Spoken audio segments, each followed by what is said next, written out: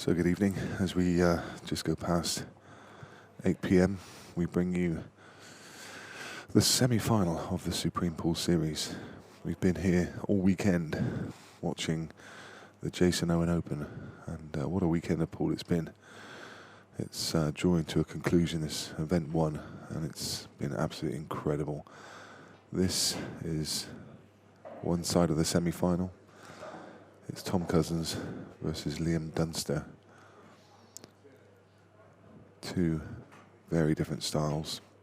The other semi-final is between Scott Gillespie and Ronan McCarthy. It's a race to 11, played to world rules. Tom has hit the ground running.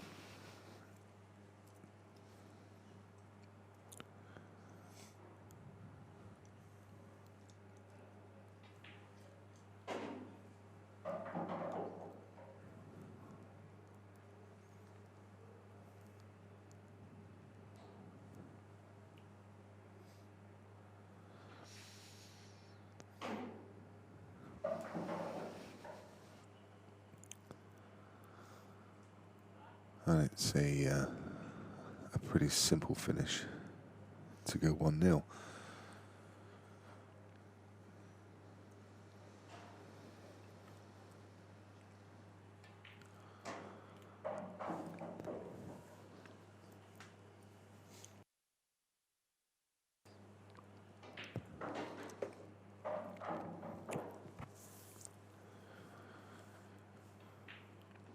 Great start from Tom, that's exactly what he wanted.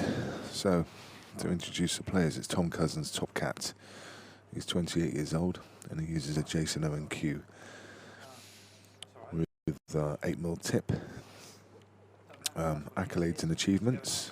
He's got 2 World Championships and numerous UK Tour titles. Started playing pool when he was around about 13 years old. Favourite cue sport player is Phil Harrison, and his ambitions for the game are to be world champion again. His opponent, Liam Dunster, 24 years old, from across the border in Scotland. He has a Tom Classic cue, also with an 8mm tip. His achievements in the game are numerous. World Under-23 champion, 2012 World Under-23 champion in 2014, European Under-23 champion 2015, Scottish Men's champion 2015, Scottish #1 ranked player 2015, and the list just goes on and on. And of course, World Men's champion in 2016, European Men's Champion 2016, and IPA Pro World Series in France winner 2017. And he's been the runner-up in 2 IPA Pro Tours. So he's got the pedigree.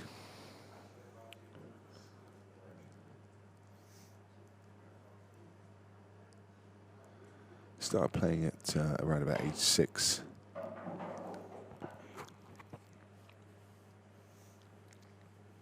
In a bowling club which was a few minutes away from his house, where his brother and dad used to play. His greatest influence, Scott McInnes, as everyone looked up to him as the greatest of all time and well respected.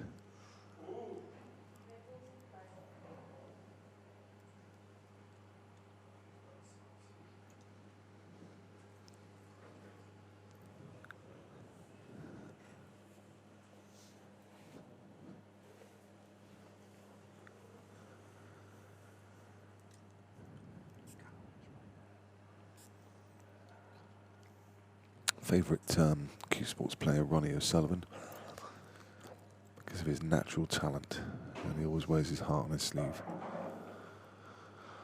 We get the first sight of Liam. So he's got this little cluster of reds up on the top rail, but he's got a ball adjacent to the pocket which he can use to open them up.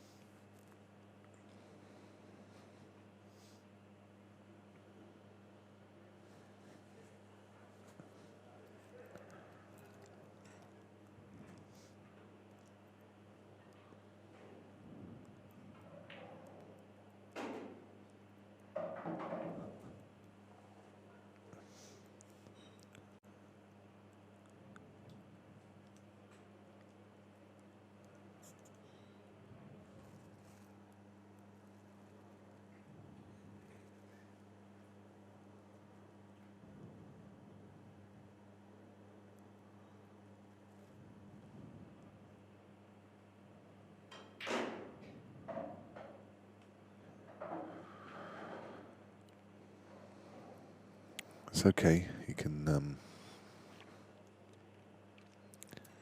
put that red closest to the bolt line and hold on the red on the top cushion. Of course, this tournament being played to world rules.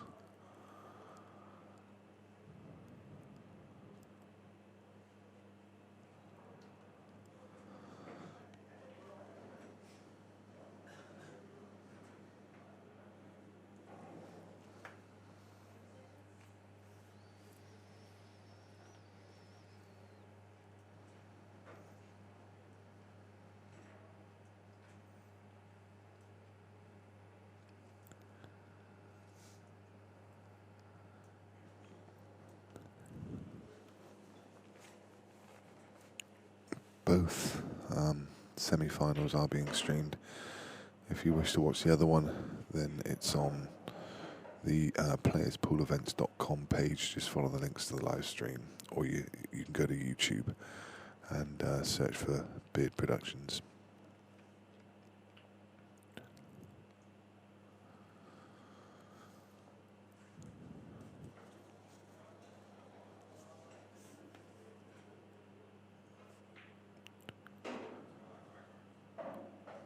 Just rattled with that one.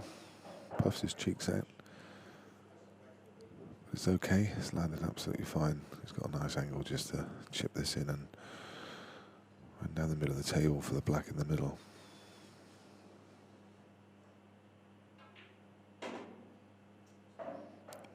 He's at the stop. That's going to be okay.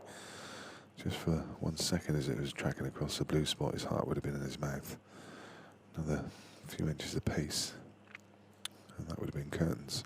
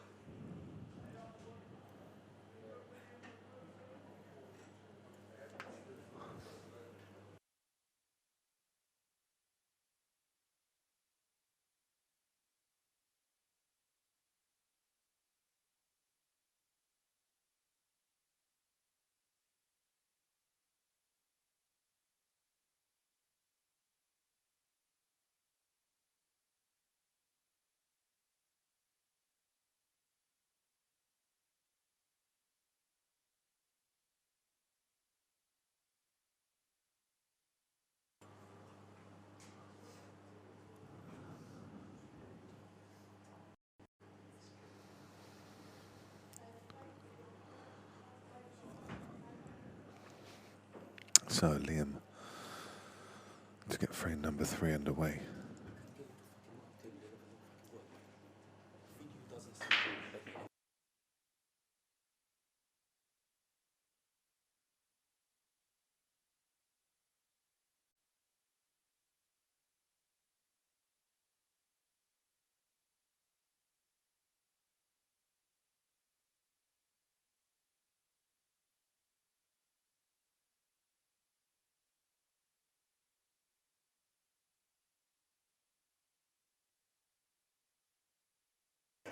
Well, this one's quite interesting.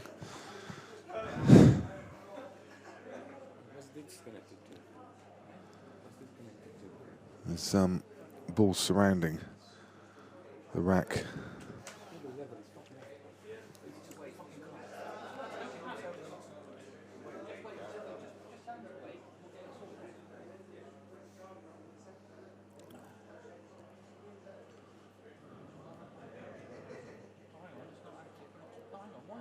But rather than torture the ref to try and get the rack off the table, they're just going to leave it there and see if it naturally comes out.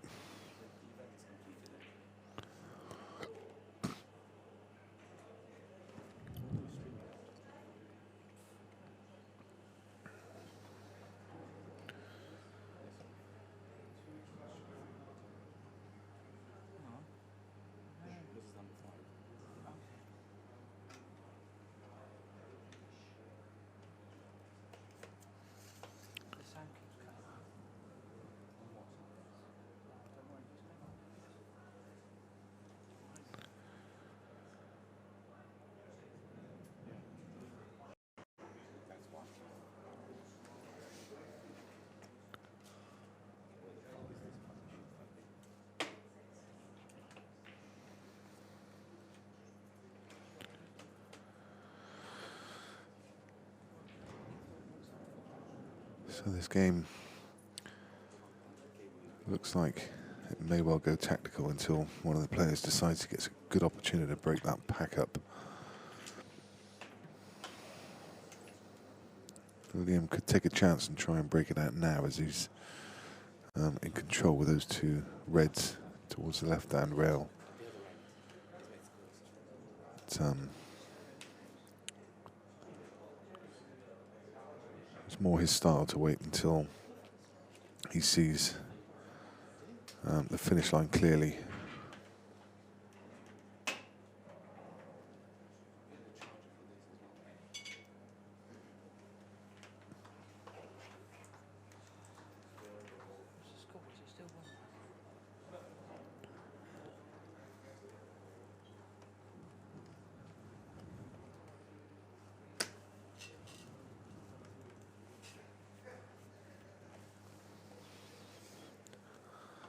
So just to let you know, if you are trying to watch the other semi-final, I just think there's a technical glitch with the software that's over there.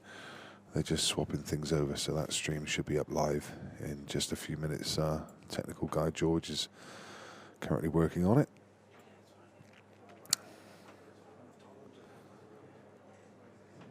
Sure that won't be an issue for too long.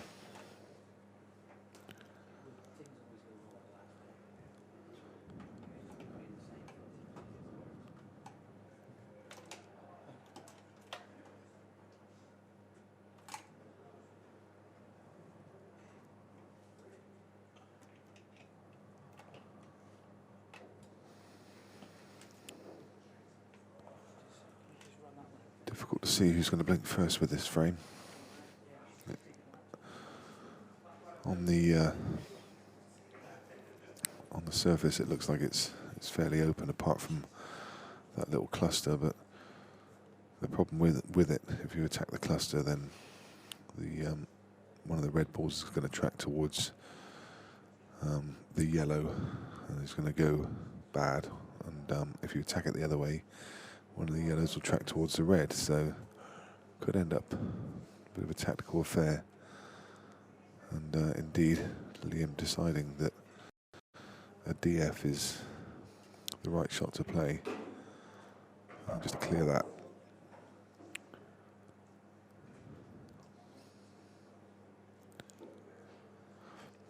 Giving Tom 2 visits, but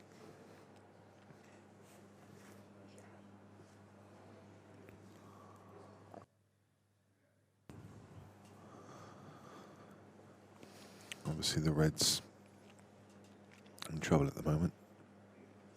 Just going to pop this and try and break something out. So there's one of them out of the way.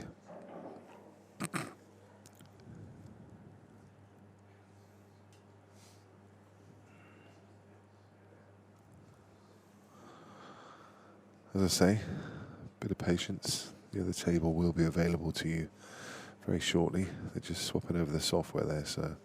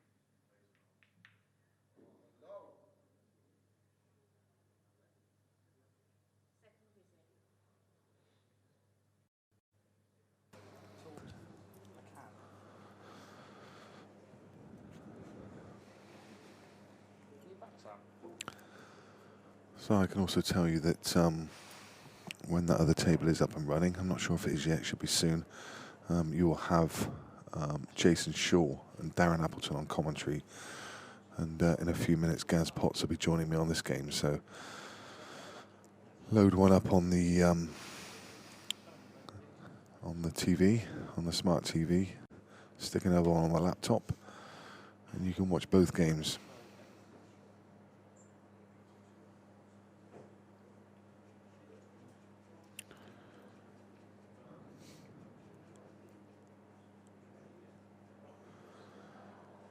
I think the ref there probably needed to mark the rack from the other side.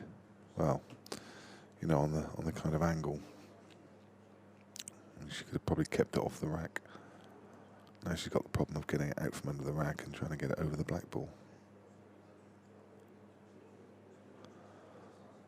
Making life difficult for herself there.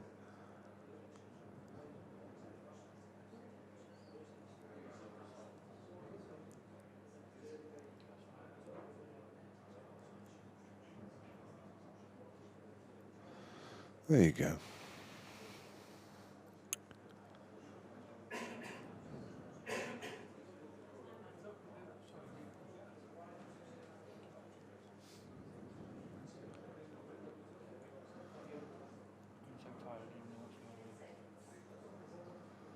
So Tom now with oh yeah, great effort. He was just trying to go down and graze the black, graze the yellow just to nudge the black out. Didn't need to do anything, he just needed a gentle contact.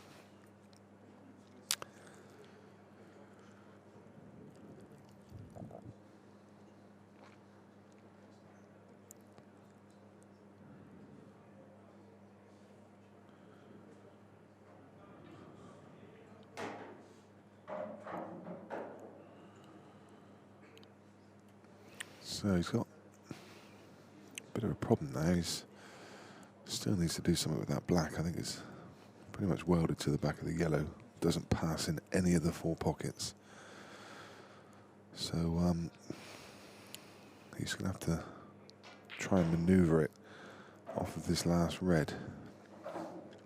And it's, as they say, all his eggs in a basket. And the problem is here, if he attacks it from the top edge, it's fraught with danger, and he still may not have a pocket, so...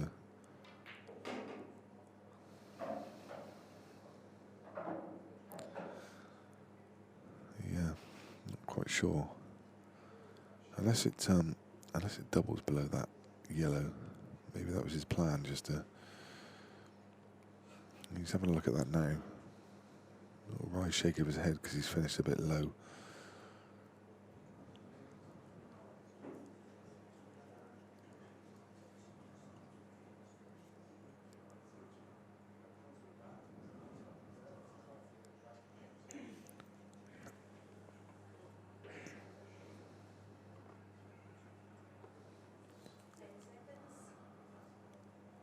So there we go. He's close. Oh, what a great shot that is. But stuff from Tom Cousins. He really is a class act. So you know what? He's had a long, long route back after getting beaten by Rob Chilton on late on Friday evening. He's come through the losers section. And it has been a tough road.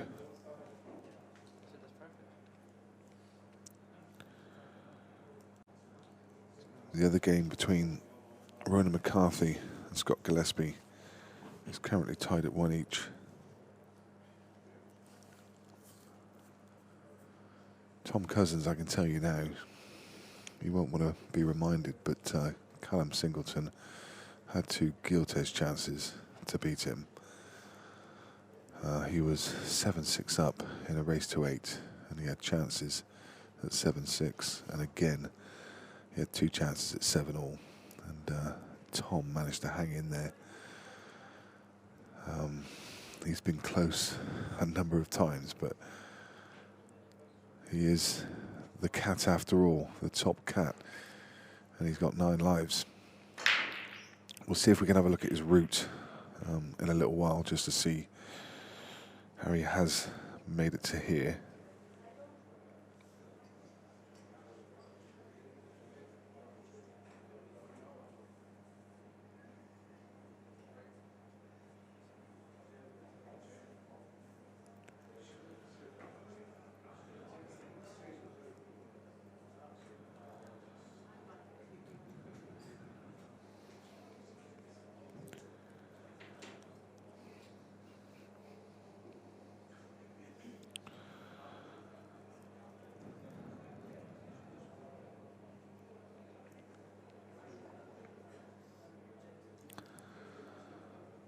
So let's have a look through. He round 1 he played Paul Riley, and he won that 11 frames to 1. And then that night, late in the evening, didn't start until about midnight. He was beaten 11-10 by Rob Chilton after making a great comeback. I think he was 8-3 down. So he went into the loser's side. He played Cameron Dunlop, who he beat 8 frames to 1. He beat Andy Barber, who he beat 8-3. Then he played Max Nosko. No easy player to beat, but he beat him 8-3. Then he played Carl Sutton, another top player. He beat him 8-4. Then he played Sean Story, and he beat him 8-4. Then he played Callum Singleton, beat him 8-7. And then he played Darren Appleton and beat him 8-7. And we saw that on the stream table. What a long road back.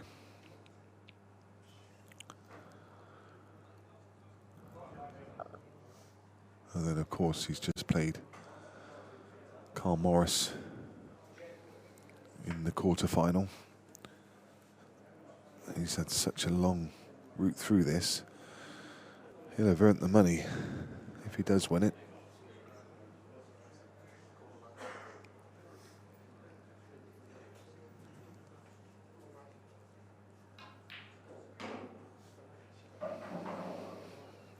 And equally, Liam Dunster, well, let's have a look at his route, because it's nothing like the same. He's come through the winners section. In the first round, he beat Andrew McKee 11-4. Then he beat Bash Maksud 11-3. Then he played Rob Warne, beat him 11-7. He played Greg Batten last night, despite a valiant comeback from Greg. He won 11-9. And then in the winners' qualification, he lost to Neil Raybone. And then in the losers' qualification, beat Adam Davis. As we know, he played Jason Shaw in the quarter-final and beat Jason Shaw to put him here in the quarter-final. So that's a route through for both players. As you can see there, very, very different.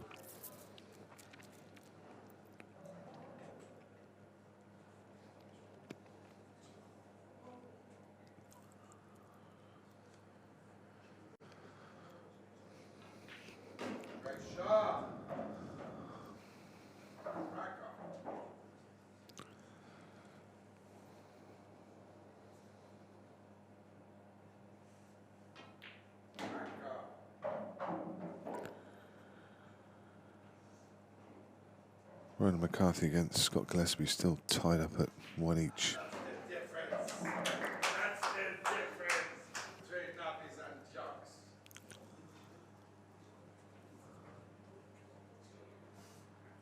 Come on.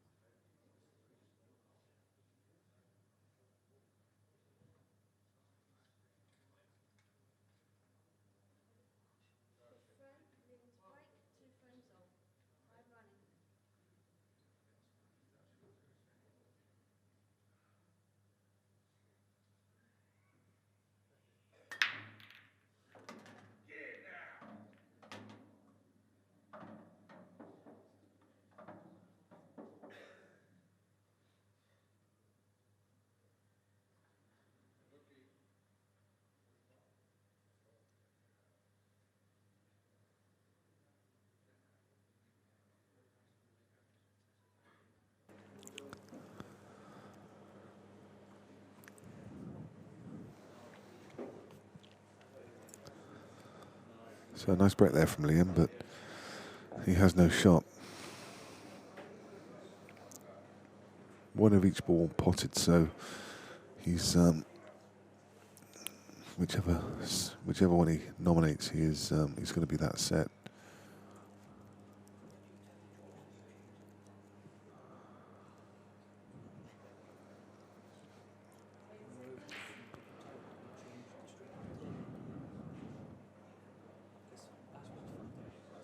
Problem is, from here there's not too many safe places on the table, and there's no attacking options. So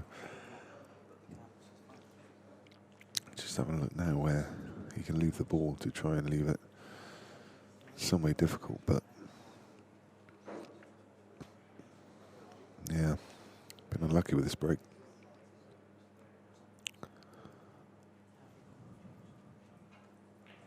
So he's forced into this ambitious shot. What a great pot that is. What a super shot. Brilliant.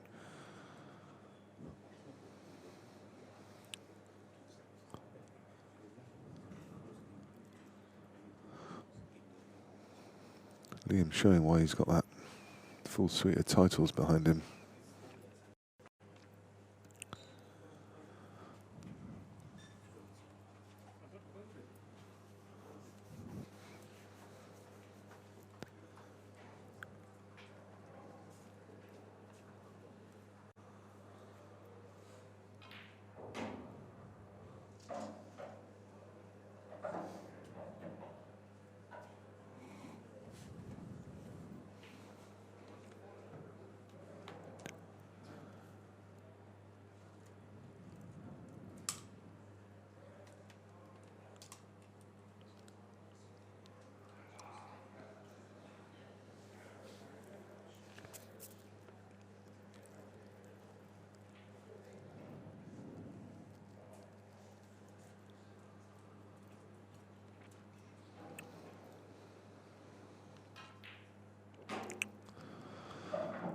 Well, he's played up on the red towards the top left, and he's not on it, so he's going to have to try a different route now. He's still okay.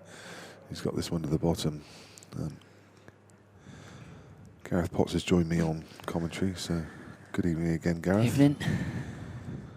So Liam broke these off and parked himself behind a red at the top of the table, and then played cushion first to come off the side cushion to pop the red. It was a really, really good opener. It's just run out of position here.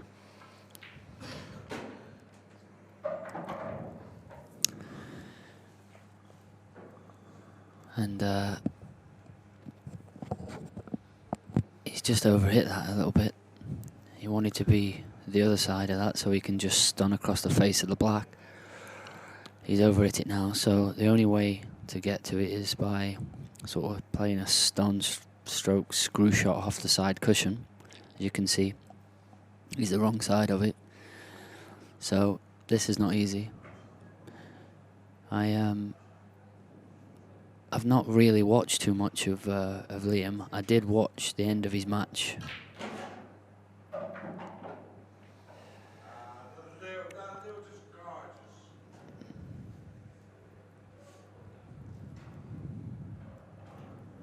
Just noticeable looking down the shaft of Liam's cue. Really defined chevrons. Some cues more prominent than others, but it's definitely got those chevrons pointing the way. Yeah, and I noticed that as well. And one thing he did do when he struck that is he did deliver the cue absolutely dead straight. And the reason I know that is because the chevrons were still facing. We're still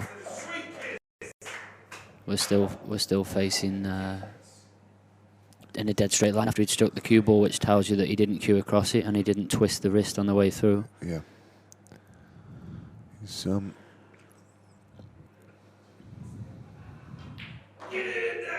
got a very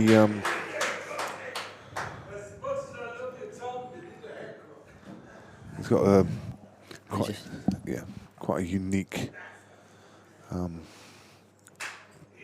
stance and cue action as he steps into the table and addresses the ball. He kind of looks down through the line.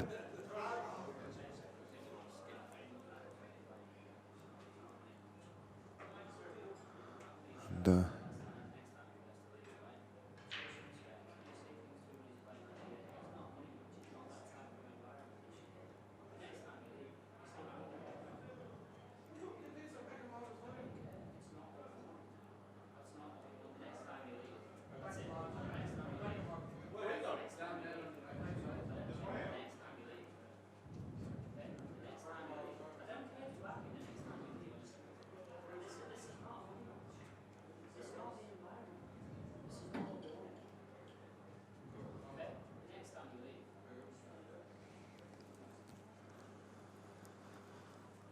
so, yeah, I was just saying about Liam's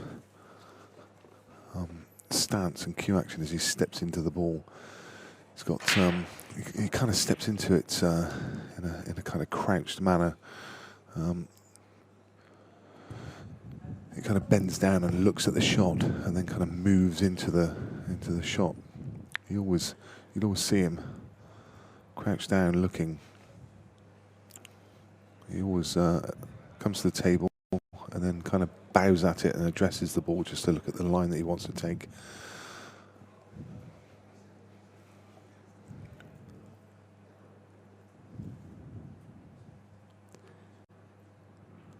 And I don't know, apologies about that if anyone heard what was happening there, but obviously I just came into the arena and there's someone just being a bit of an idiot in the arena, sort of going a bit OTT and just basically shouting a bit of abuse, really. And he's obviously backed Dunster, and after he potted the black there, he sort of just started, saying personal things to Tom, which just isn't right. So he's just had a final warning. If he does it again, he'll be leaving. In the meantime, Dunster's just played a great shot there. Really good. Clipped the ball into the middle, around two rails with running side, and played that exactly as he meant to play it, to kiss the red full ball.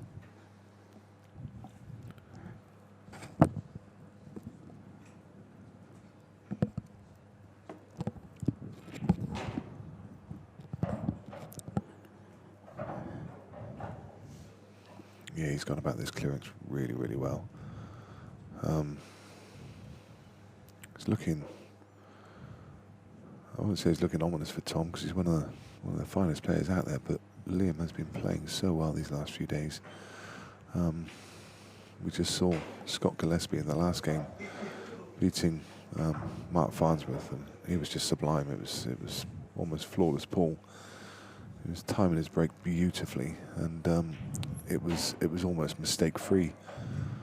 And Liam is, as I say, their route to the final's been very, very different. Tom's probably played about 4 or 5 matches more than Liam, having come through the loser's side.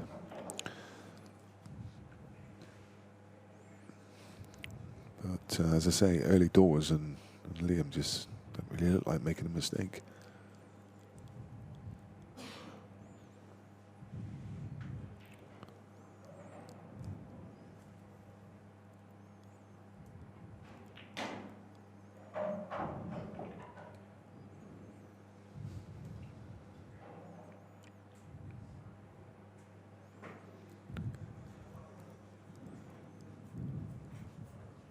This was from Tom's break, so Liam will be breaking in the next.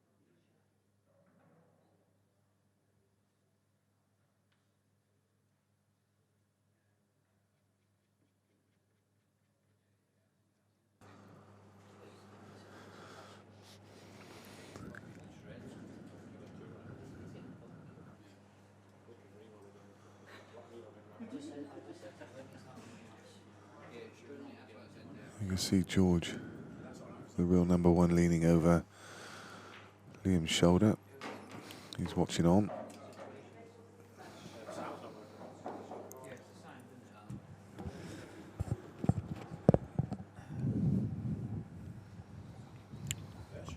And this one from Liam's break.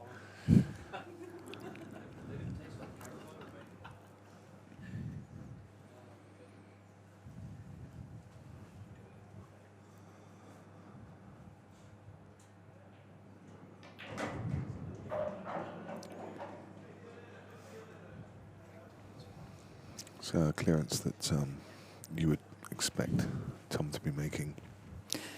You would expect him to make it, but he has got to keep hold of the cue ball.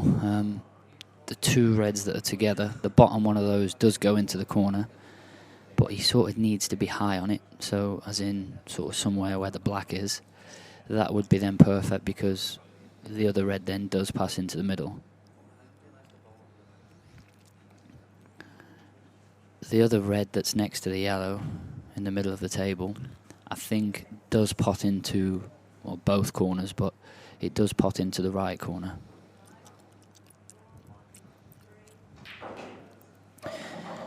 And he's played that nice, because he sort of, the reason he banged it in was to create an angle to get the cue ball away from the rail, and he is now on the bottom one of these, and I think he's straight where he can just screw straight back and pot them both into the same pocket.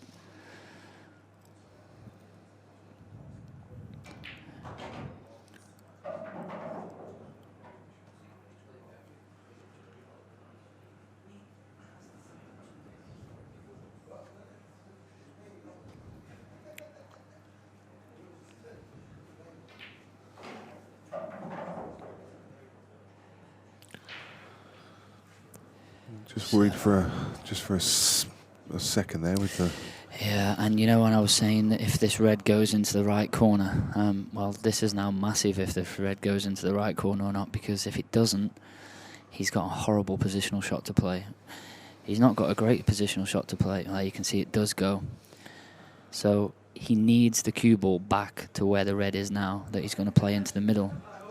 But getting that back to the middle, sorry, getting the cue ball back to where the red is now off the top cushion isn't easy.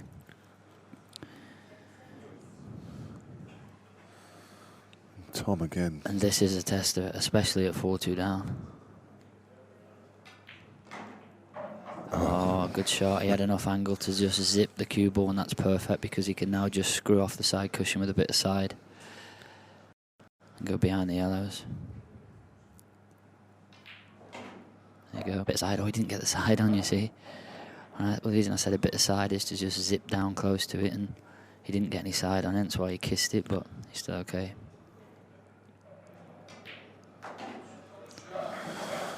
There we are. Stays within one frame.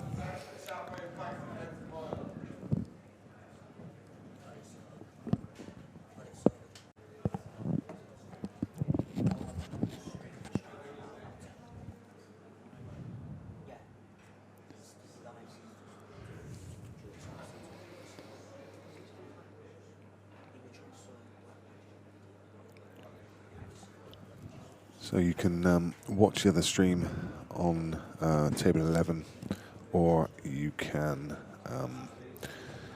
keep up to date with the score on qscore.com.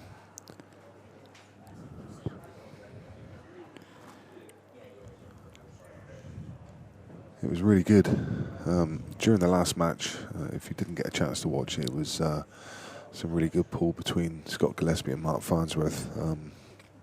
But also, we had the chance to hear from Darren Appleton during that match, and I thought he was really interesting, telling a lot of his stories about his career and taking questions from the chat box.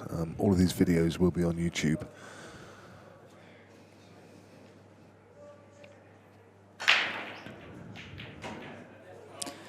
Absolute sledgehammer from Tom, and I think personally that Tom is probably going to win this tournament now. He's certainly favourite, and the reason why I feel like he's going to win it is I just think he's probably going to outbreak everybody.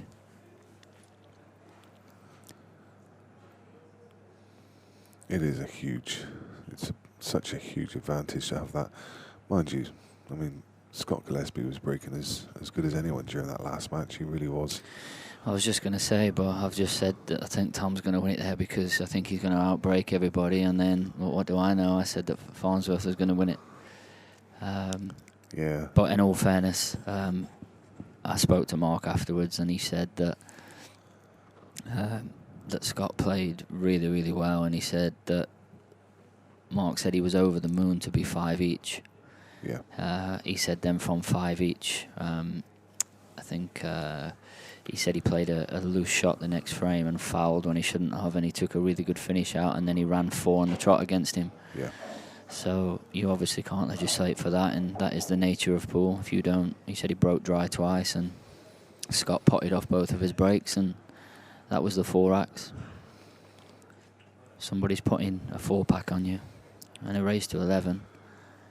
It's hard to work with. I've not seen. I mean, I watch a lot of pool, but I've not seen a massive amount of Scott Gillespie. I've seen him a few times on the IPA tour. That's by far the best I've seen him play.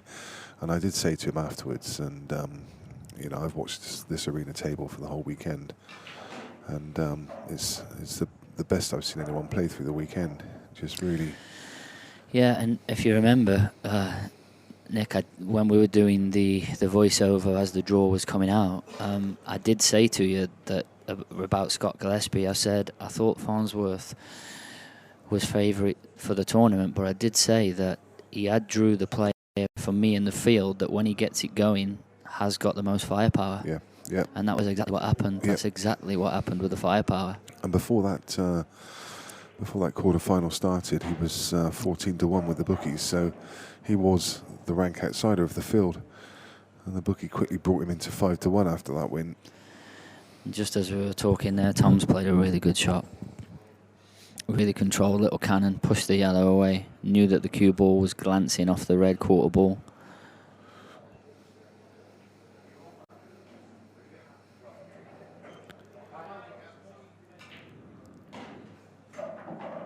So as I mentioned earlier, the other table, Ronan McCarthy versus Scott Gillespie, is being streamed, and you can tune into that. Darren Appleton and Jason Shaw are doing the commentary.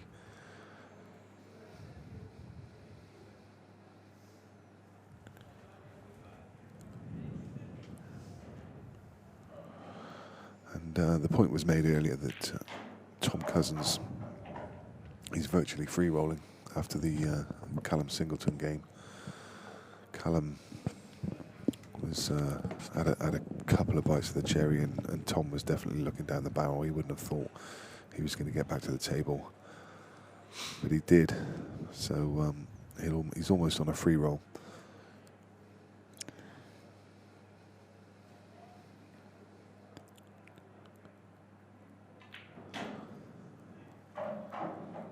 Yeah, and it's amazing how that sort of changes your whole sort of outlook and approach to a match when you sort of feel lucky to even be there. You almost feel like it almost loosens you up a little bit, and it almost releases the nerves, because obviously when you've been in the cauldron and won close matches, that does obviously stand you in. I'm not sure about this one. Ooh, wow. I don't know. Could he not just play a soft little screw shot there and pop the black into the top right corner? I thought he could do one or two things there. I thought he could play a little soft screw shot, but he may have been worried about overscrewing it with the 2 reds, or he could have just even topped it through, finished somewhere where the red is now, and just played the cut from there. Yeah, and I don't necessarily disagree with his shot. What I disagree with was he played it with loads of left-hand side, which meant when the cue ball hit the top cushion, it zipped to the left-hand side, and then obviously come off square off the rail and cannon the red full ball. I mean, the thing to remember is that the black passes the red into the left centre. So even if he over-hits it playing on it into the corner, he lands on it in the middle. Yeah. So it was criminal to play it with side, but he obviously thought that the angle needed the side, or he wouldn't have played it. It was just probably a misread of the angle. And it's a big frame, that. I know it's still relatively early, but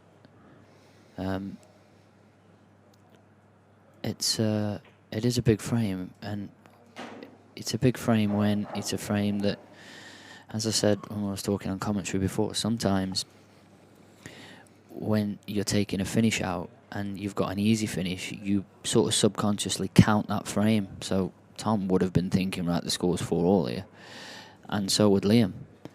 So all of a sudden, when you get a chance like this, and from Tom's point of view, all of a sudden it's probably going to be 5-3, and Liam thinks, well, all of a sudden I'm 2 frames ahead now instead of being 4 each. Psychologically, it does have an impact, and that's the reason why you see players that when they make mistakes, they continue to make mistakes, and it has a snowball effect. It's for that exact reason. In the meantime, Liam played a nice little developing shot just to move the black into open play. And has his frame at his mercy now.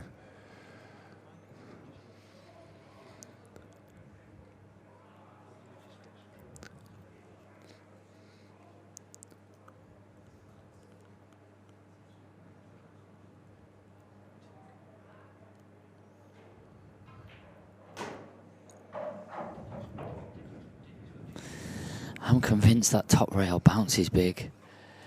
It just did it there, and it's actually bounced big, and it's actually left him better than it would if it had been straight. But I've seen it a few times now, and I think it happened to Appleton a couple of times, and I think it happened to Liam there as well. It definitely flew off. It sort of seems to come off quicker than it goes on.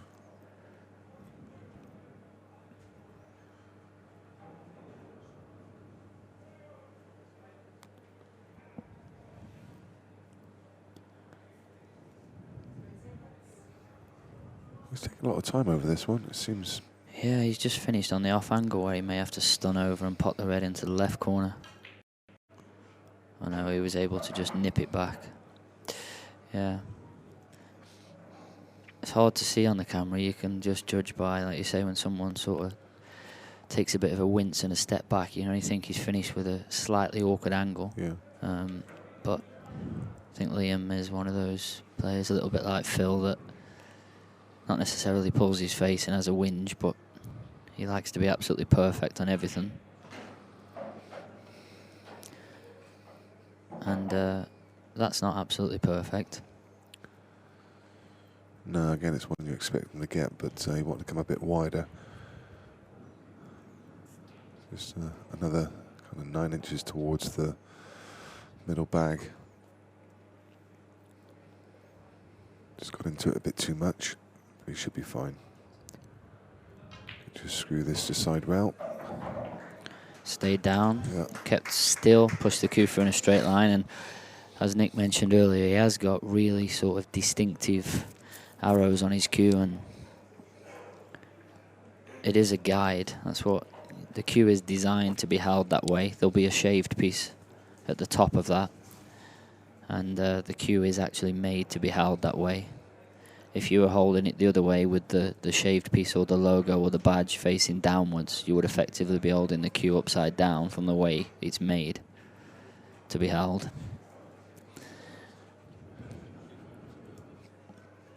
Doesn't look to be a massive amount of difference between his break cue and his normal cue. Maybe just a slightly bigger tip, and perhaps using maybe even a similar thing just to so he doesn't sacrifice his own tip.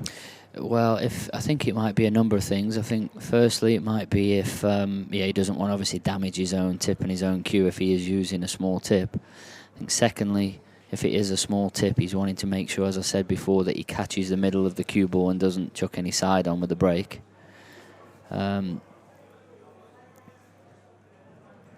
So, and thirdly, he may be using a cue with a little bit more weight. Yeah. He broke with his hand on the table there. Yeah, I think Jason Shaw mentioned that he was doing exactly that against him earlier.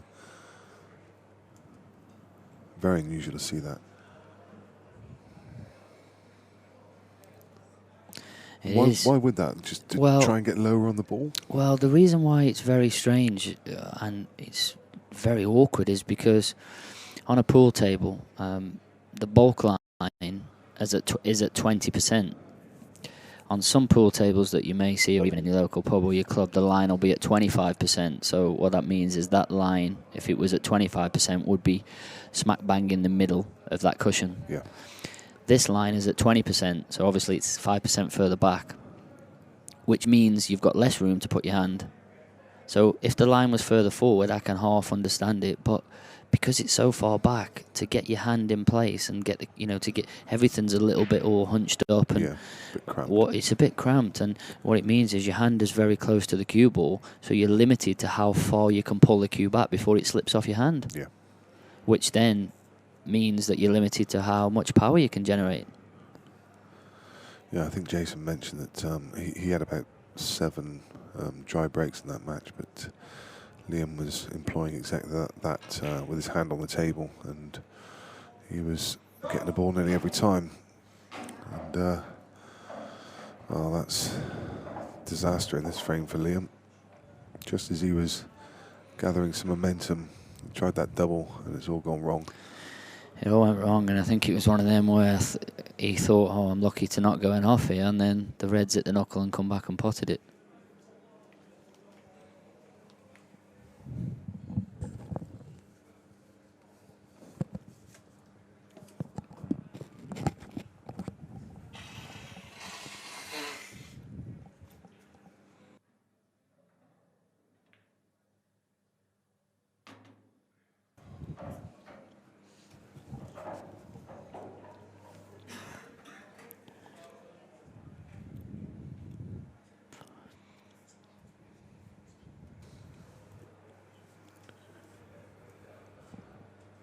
Scott Gillespie's taken the lead against Ronan McCarthy. He's 4 frames to 3 up. And right now, the way the scores are, could it be an all-Scottish final? Well, that's a loose one again. One thing I will say is coming from the tables in the main arena in the other room where all the other tables are, where obviously Tom has just played his last match.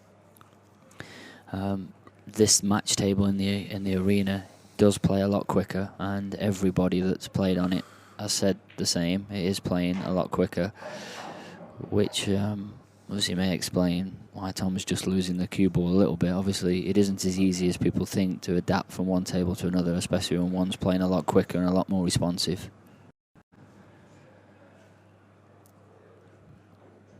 Played a good recovery. Just not quite got low enough on that. No, but he's still carrying 2 shots, I think, isn't he? Yeah. So Should still be fine. yeah, he may choose to set this up here. It isn't an easy shot to set it up, but he may choose to just, the yellow that he's closest to, he may choose to just bump it on and off the cushion. Oh no, he's actually he's screwing it on and off the top rail. See how far away he cues from the cue ball. Good shot. Yeah, he played that really well.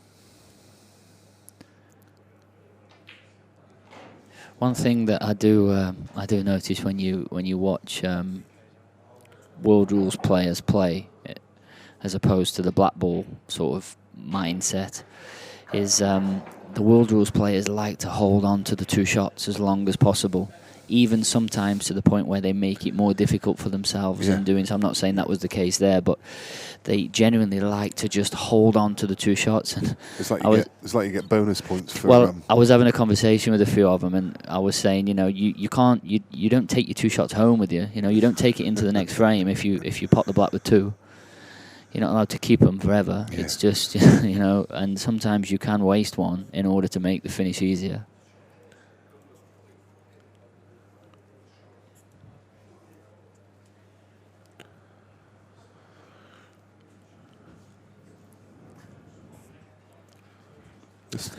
George Tierney there behind Liam's seat, the real number 1.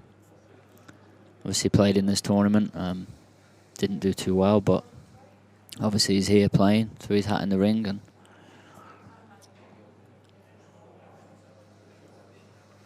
a lot of the players have stayed around to watch. Yep, you can see them still gather around the table. People that have come here as pool fans for the weekend. Others who have played in the event and decided to stay and watch until the end. And yeah, and it's great. It's great that they do, because you know, an event of this size does need and does deserve a packed house to watch it, and you need that to obviously create the atmosphere. Without that, it's impossible.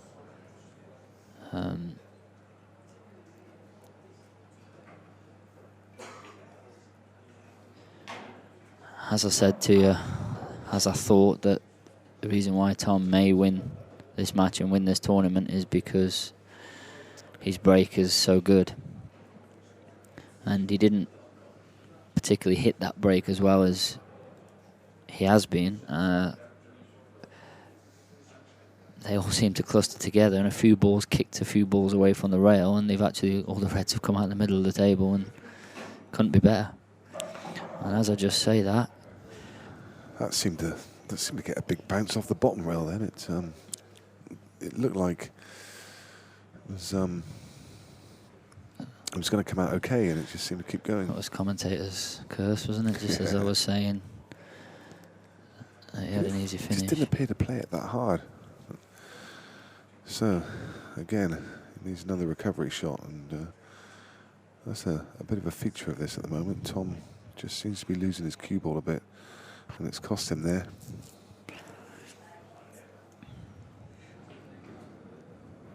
And yeah, and even if you're breaking big and making balls, and certainly when you're leaving finishes as easy as that, you obviously have to be potting the rest of the balls.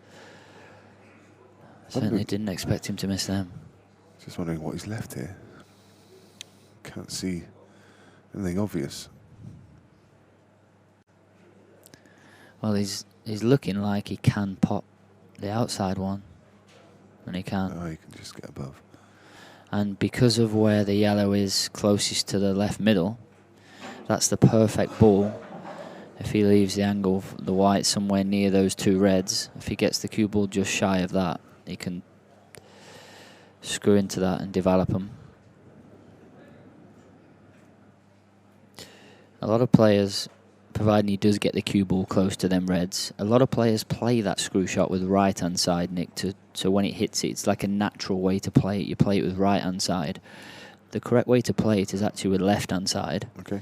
And the reason why you play that with left hand side is because when the cue ball hits it, you don't want the cue ball travelling in the same direction as the two balls, because obviously then you've got a chance of sticking to one or dropping in behind one.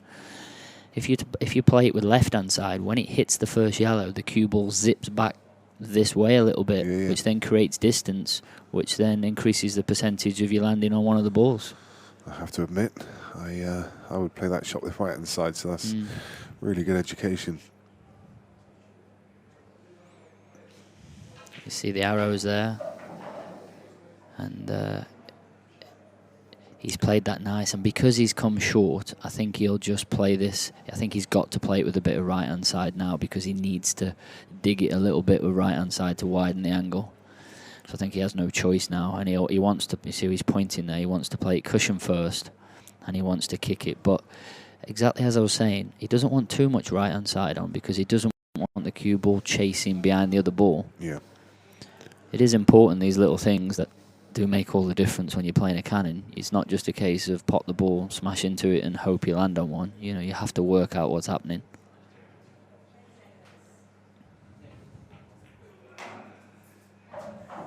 That's no good. You see, exactly. I know he tried to play cushion first, and he's landed on nothing, and arguably that's a bit unlucky, but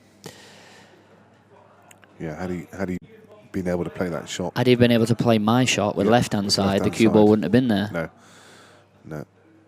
It would have been... it'd have been probably dead straight on. Yeah, well, closer to the chalk mark that Yes, you see, yeah. that you see just exactly. to the left That of the probably where exactly it would be, that chalk mark. It would be around that, because it would have zipped back.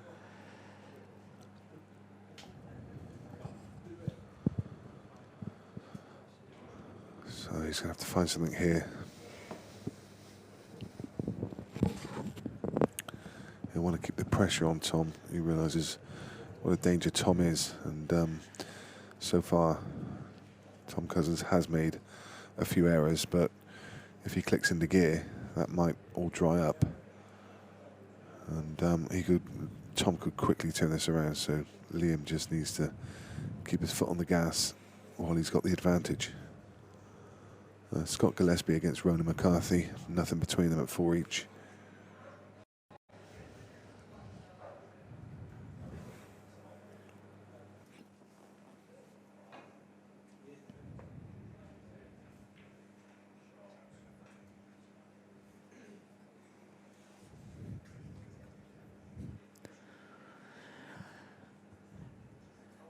So, pretty good shot there from Liam. I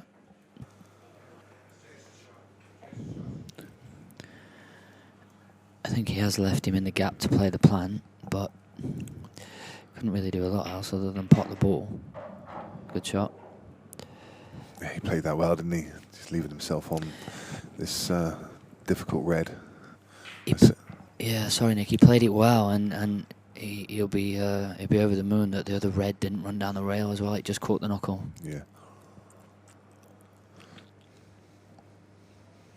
So it's perfect that he pots this one, pots the one over the corner, and then leaves the one over the middle until last. And it might look like a bad shot that he's left himself bridging, but the reason he's left himself bridging is because that he's left the natural angle, you see. Had he have ran through where he wasn't bridging, he'd have had to screw it in.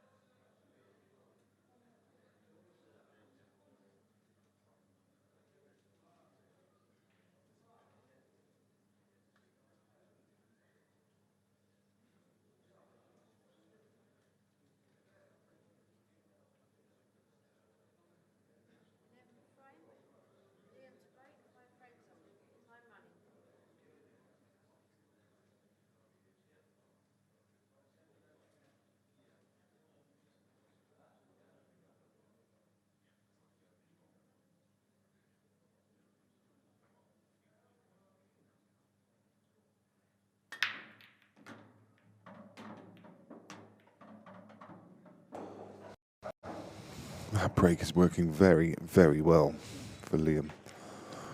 But he's got a bit of a problem here. He'd ideally like to be reds. But he doesn't have any opener. He only has yellows, which gives him a real headache because he's got this yellow adjacent to the black.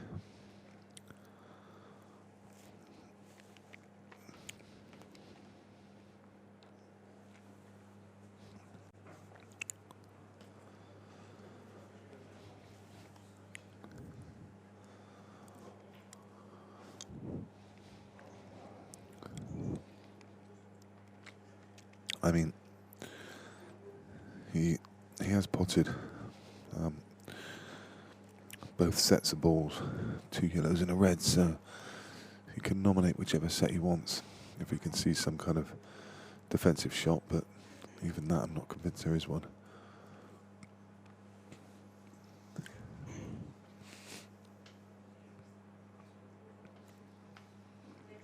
Just wondering if he can play a plant here. You know, he's got the safety net of the yellow tied up by the black. There you go. You can see it. That's a really good shot. That's a great plant.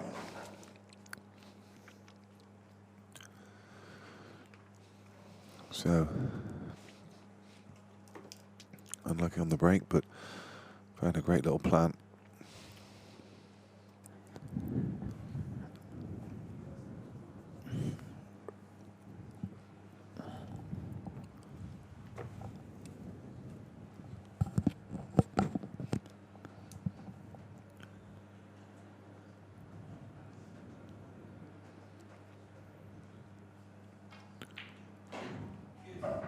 Wow, that's so unlucky.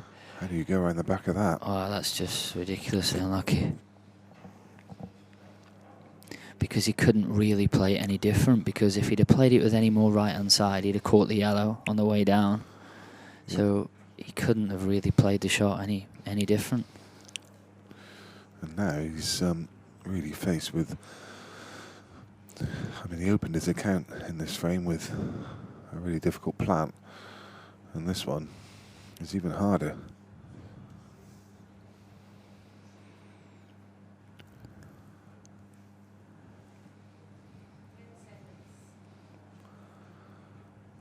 The referee's called 10 seconds. He's going to be under pressure with time as well. So he's played the cross double, but I like the way he's played it. He's played it on the thin side, which means he sort of gets the red goal side, if you like, of the yellow, which he's covered the pocket. I think Tom will just be I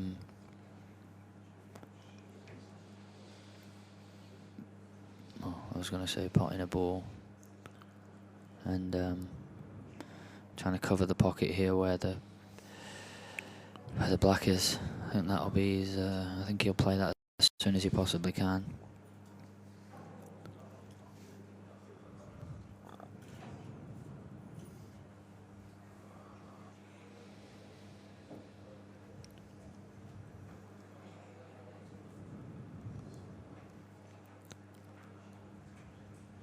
So, Liam's aiming now for the second red up from the cushion. If he can land somewhere around there, he's going to leave Tom absolutely nothing. So he's looking at 2 rails. That one, well, that's second prize. That's a good shot. It's a good shot. Tom can snick off the one on the rail. The one on the left side rail, that is. He can snick off that one. Just like half cross and double it out a little bit, put the cue ball on the top rail and hopefully block all 4 reds with both yellows.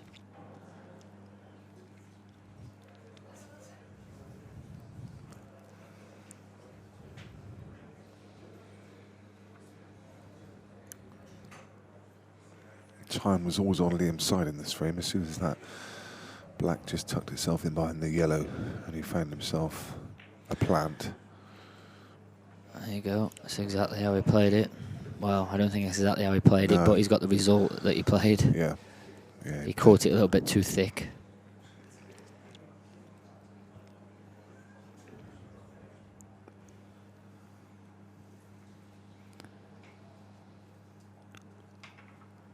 And I think there's a gap that the black and the yellow that are over the corner, I think there's a gap that he can just at least squeeze the yellow over the pocket. Liam's playing the same shot here. Oh no, I thought he was playing 2 rails.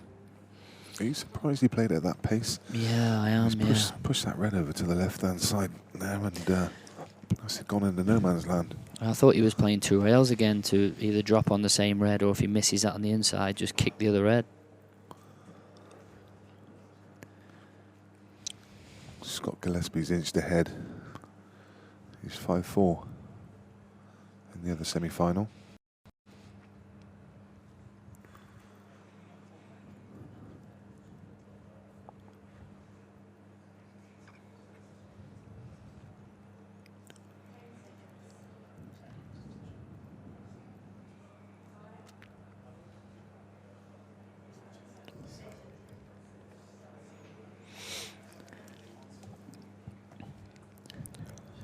Tom calling extension. Yeah, I don't think she heard him, so she started counting down, and I think he had a bit of a heart attack there, thinking that he didn't know if he'd used his extension. It's a good shot. You know what Liam may play here? He may push the black over the pocket, you know? Yeah. And if he pushes the black over the pocket, we may need to get our sleeping bags.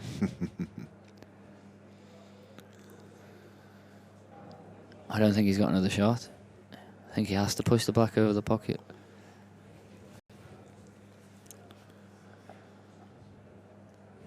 Yeah, I mean the previous shot. I wouldn't play it thin though. I would play it thick.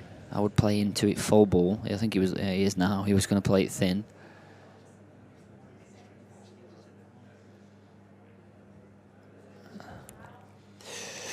Not played that great.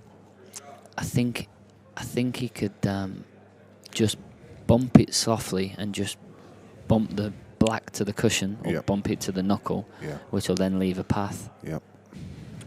Yeah, I think you're absolutely right. He needed to push that black another inch just to take that option away. So only contact with that red, I mean the black drops, but at the moment it kind of, as you say, you can just run it across the knuckle. Won't be playing with any weight, with any pace. Exactly like that, and I think this now goes. Yeah, you can squeeze this through. And even if it doesn't go and they just jam out, yeah, what's he leaving? I was just going to say, I think I would take this one away first. It's just something, traffic in the way that doesn't need to be there. Yeah.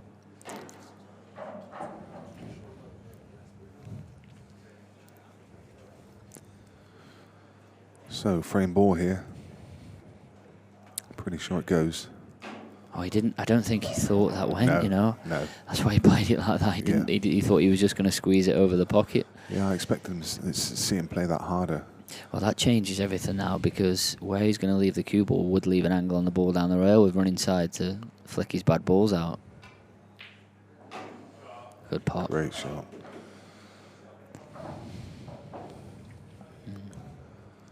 Pressure was on him. Had to make that one.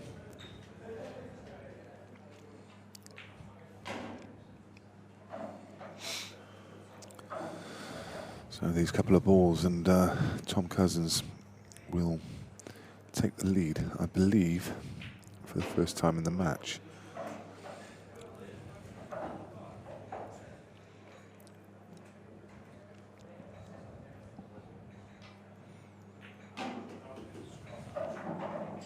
Very good.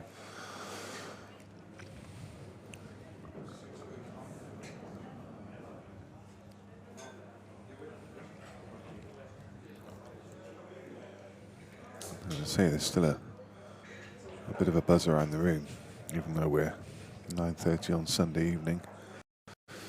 Still a number of people watching. There'll be some nervous people in the room for sure. I can guarantee people will have backed all of these 4 players. Ronan McCarthy was pretty heavily backed beforehand. Tom, for certain, I think he opened it 9-1, was backed into 6s at one point. So there's a lot of money riding on these guys, and not forgetting the small amount of £22,000 for the Calcutta. That does add a huge sort of buzz and dimension to it alone, and all those people that you can see on the left-hand side there, the table that's covered up on the left with the blue cloth, they're all watching the other stream match, which is just through the glass partition there on the left.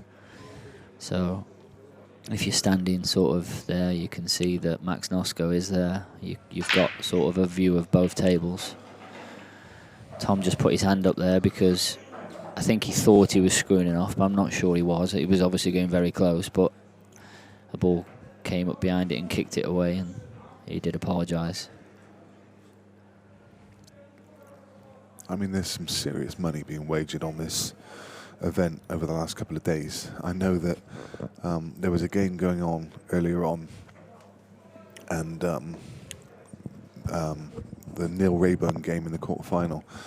I think had Neil Raybone won, the bookie was paying out. Well, put it like this: the fact that he lost saved the bookie 12 grand.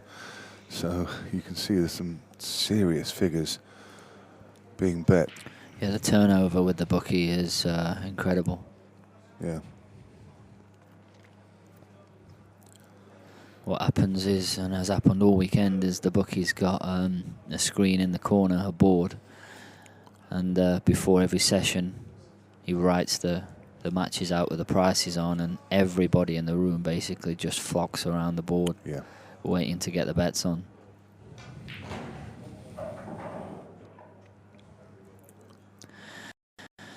It's not a good shot. Double whammy bad, because he's pushed it up the rail, and he's pushed it up the rail far enough where he can't pop the one into the other middle and then play the double. He'd be too low on it. So this is now a very tough finish. Yeah. He's going to have to pull some out of the bag here. Yeah, I think he can drop the one into the middle. I'm not sure if the angle of the white is just cannoning into the yellow. If it is, he could pop that cannon into the yellow and then soft screw the outside red across, land on the one down the rail, pop the other one, flick the black over the middle, just like that. He's going up table, and there's another unwanted kiss. Does the red pass the yellow into the corner?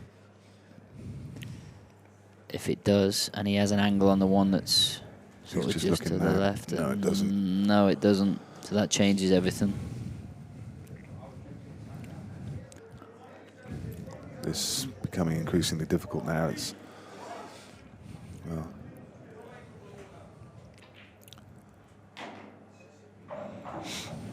oh, this looks dead straight, or if anything, just on the off angle. The red looks frozen, which he's just come to have a look at, which makes the double harder, which means he's going to have to get the white even further back. yeah, he's going to need to back double this one.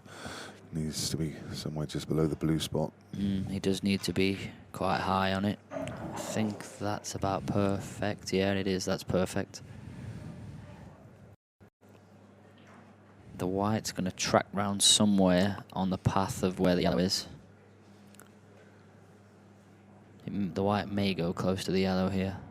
Just keep an eye on the white. There you go. He hit the yellow and missed the double. Missed the double. Top lip. And that was Tom Cousins' really good chance to, well, half a chance, should I say, to go too clear. And now Liam should be clearing these to level it up again. Yeah, and the 3 yellows that are on the left side of the table, the middle one of those, you could pop that screw back and flick the one over the middle, and it's almost like a free shot. I'll say a free shot. You're leaving him a double, but Scott Gillespie now 2 clear against Ronan McCarthy. Oh, my word. ugh. Yeah. I think he shied away from the right shot there. He should have played the other yellow and screwed the other one over the middle. I mean, it's not an absolute disaster looking at where this red is, but it's not on No, this. well, that's why he played that one, because he knew he was leaving the cue ball there. But in taking that one, it meant that the finish was harder. Yeah. You know, sometimes there's a right shot and you just have to commit to it and play it. Yeah, the thing is, I mean, I've always said that as soon as you start thinking about where you're leaving your white, you're entering negative thoughts into your mind. Yeah. Well, I don't want to leave it there just in case I leave it on, so I'll play it the other way. Yeah,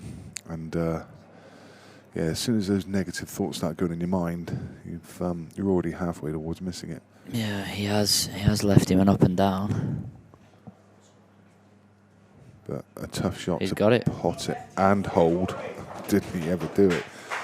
I was just about to say, it's tough to get this absolutely right hand hold for the black, but he played it perfect pace. I knew as soon as I saw the cue ball hit the top rail that was going to be close. Ooh, just caught the near knuckle. Any harder? I'm not sure, but that's a steal and that's a body blow. Yeah, so 2 clear now, needing 4 more. And Liam Dunster now needs to beat Tom Cousins 6 frames to 3. That puts that lead into context. That's a difficult ask with Tom's break. I mean, it's doable. Someone of Liam's class, but tough.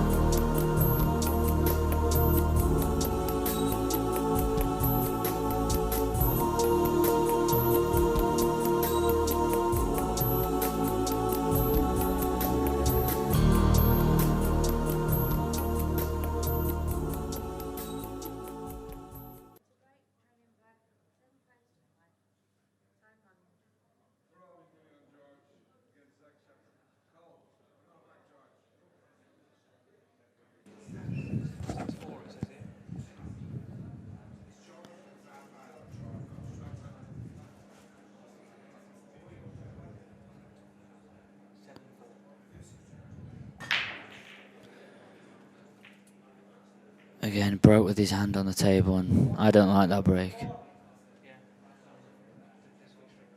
I don't like that. He actually hit him okay considering, but you're just so restricted at how far you can pull the cue back. So that means you're so restricted in how much power you can generate.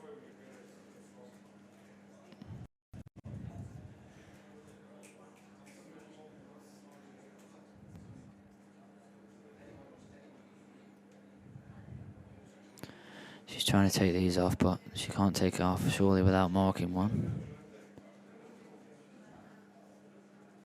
Can she? Oh, good job.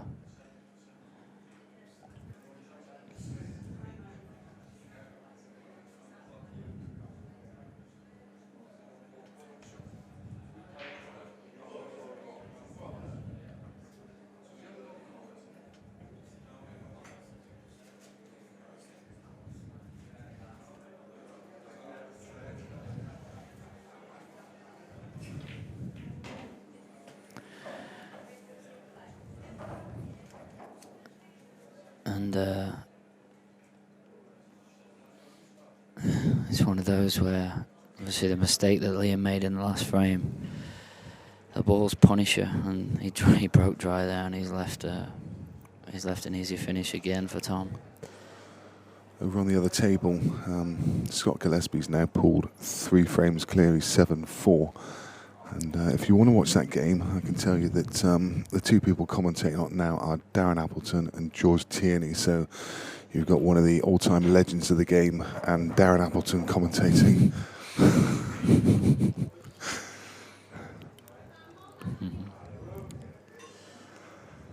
The real number 1.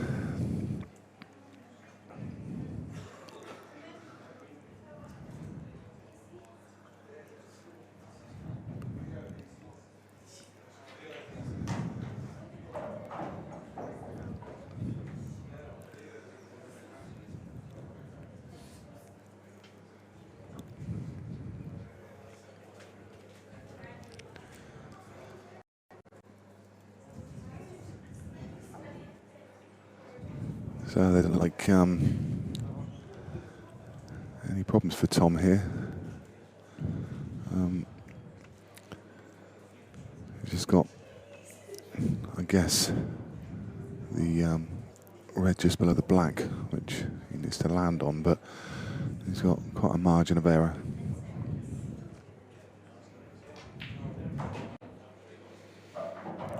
And, well, he's okay. He's certainly closer than he wanted to be. I don't know if he can... I think he'd have just preferred to be a few inches away so he could top this through and then take the one along the bottom rail. Yeah, I just had a quick look at the table, and this red does go comfortably, so he wanted to be the other side. So is he just looking now at whether he can pot it and run off the face of the yellow? I'm not even sure that's there. So plan B.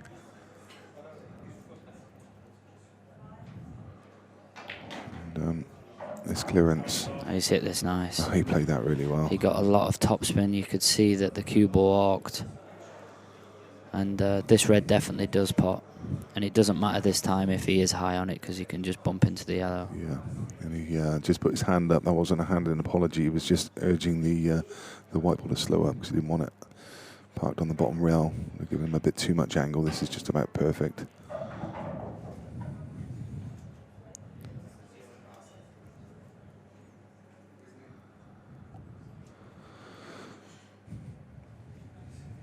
So just checking it out. I think he can just stun back into the yellow, can't he? Just hold for the black in the middle. Yeah. There you go. Just like so. Very nice clearance from Tom. And now 8 frames to 3. And a similar theme to what I mentioned a moment ago at the end of the last frame. Now Liam needs to beat Tom Cousins 6-2, and that really is a very big uphill battle.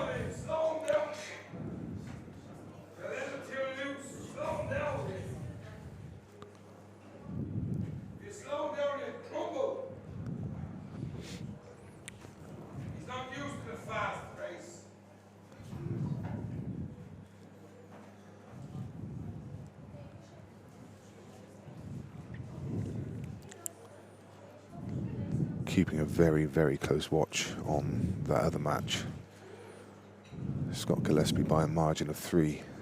So it's the favourite final at the moment is looking like Tom Cousins and Scott Gillespie. And that really would be the battle of the breakers after the way Scott was breaking during his last match and the way we know Tom can break.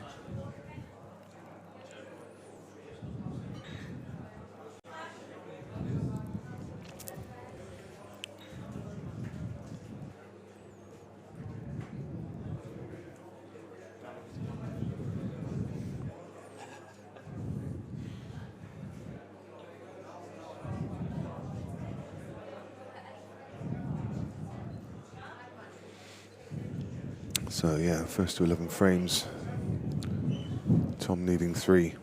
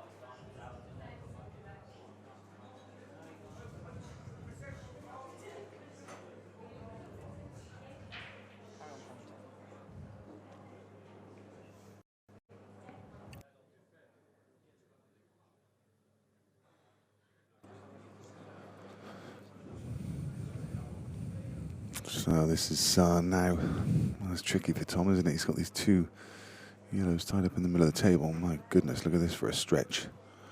And the clock was ticking. Just thought for a second that was going to drop, but it didn't. He'll probably be quite thankful it didn't, to be honest, because he didn't really have any attacking options after that. I think he was forced into that. The referee was counting down the clock, and he was forced into playing that ball up the rail. He didn't intend for it to stick, but as I say, I'd be very happy that it did.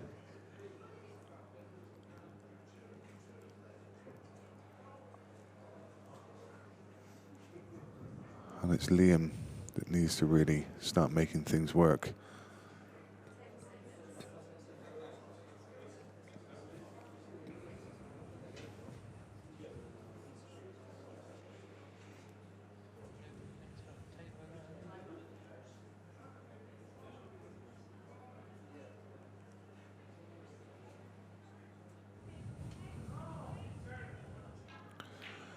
Brandon McCarthy is still fighting. He trails by 2 now. 7 frames to 5. So this, realise that 9:45 people may have been out for the day or doing something, and they're just joining us. So this is, as you see across the table, the Supreme Pool Series. It's event 1, the Jason Owen Open. This is the semi-final, a race to 11. The winner of this event will pick up the small matter of £5,000, along with, if they've bought any of themselves in the Calcutta. The Calcutta for the winner is worth 22,000.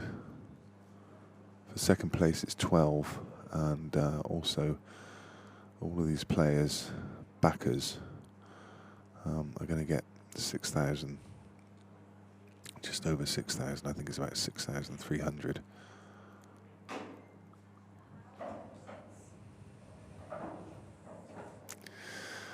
I know that Liam was a bit desperate to try and make something work in this frame, but I'm not convinced about that shot. Tom now with 2 visits, and no real difficult balls. I mean, that was a absolutely superb shot to open them up, and he's got quite a big area to get onto that black, and he's left a very nice angle. He can top this through. He won't want to go too close to the red, but somewhere about 3 or 4 inches above the bog line, or even on the bog line. I mean, he's got 2 visits, so he just needs to bump this across.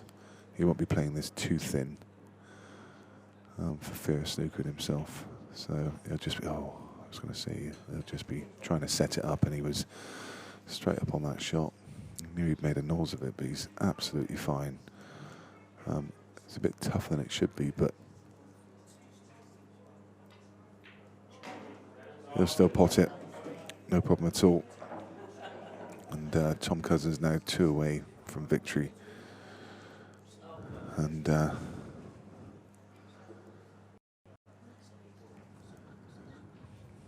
the group of people that invested £5,250 in Tom Cousins' Calcutta will prove to be right. It's a wise investment. So far, that investment's worth around about 6,300. If he wins this, I think he's guaranteed about 10,000.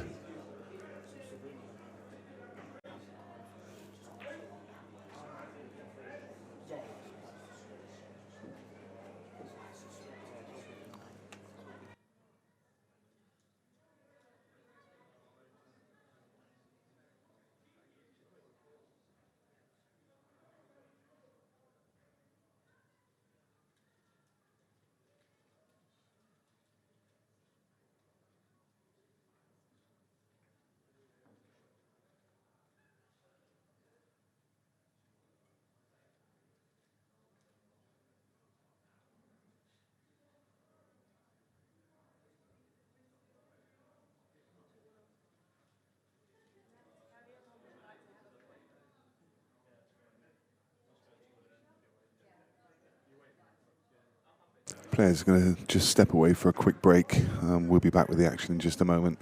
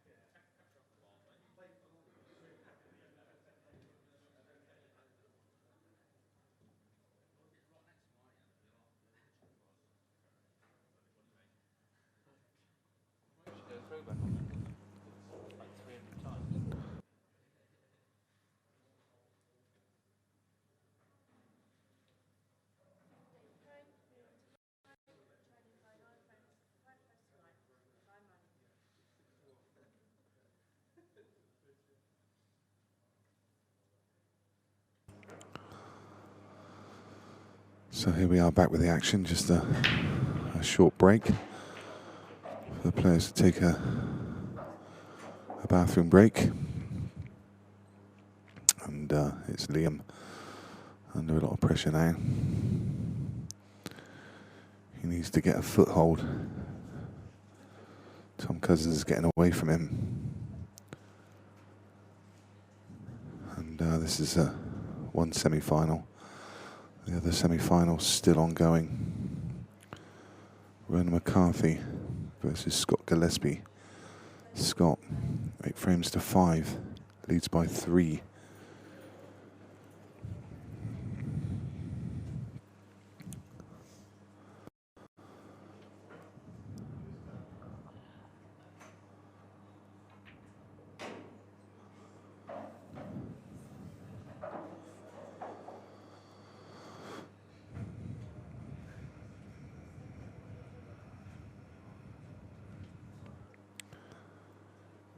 Really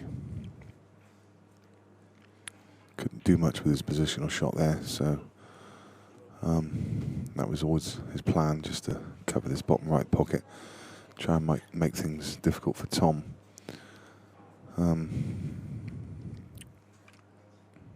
So Liam in charge of this frame already.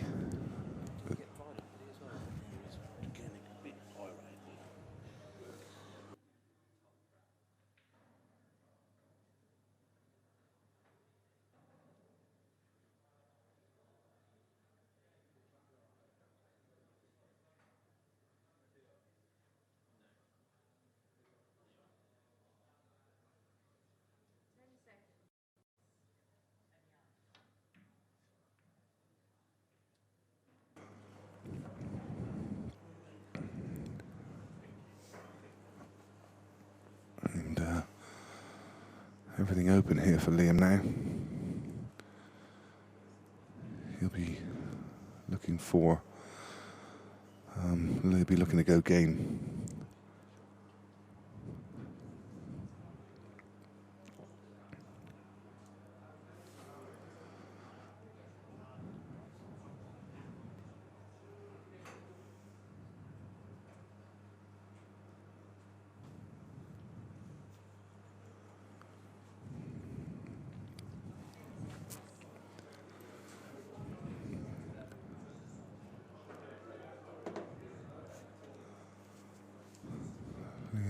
Just stepping away from the table to wipe down his cue and compose himself.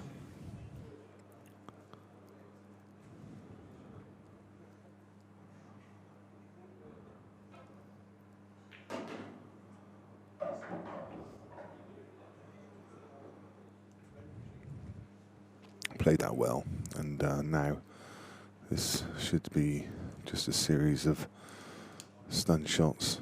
Should just be able to play this ball on the blue spot to the top corner, and then the next ball will be bottom left. Another little stun shot to hold for the red bottom right. His last ball will be the yellow, just adjacent to the left middle, to leave himself on the black.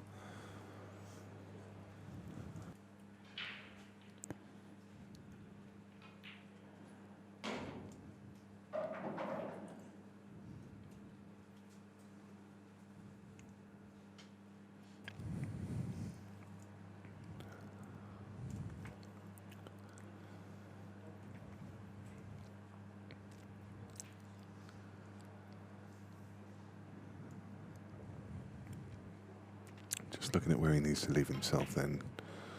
Yeah. Wasn't there. Absolutely not where he wants to leave himself. He wants to stun across probably another 3 or 4 inches so he can screw the yellow back for the black. It's a smelly little one, that.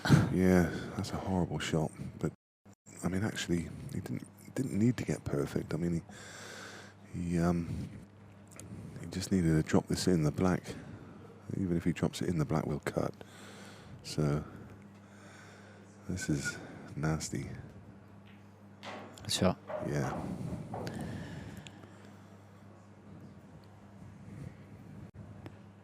And this is why I always say at World Rules, especially your cue ball control needs to be that little bit tighter.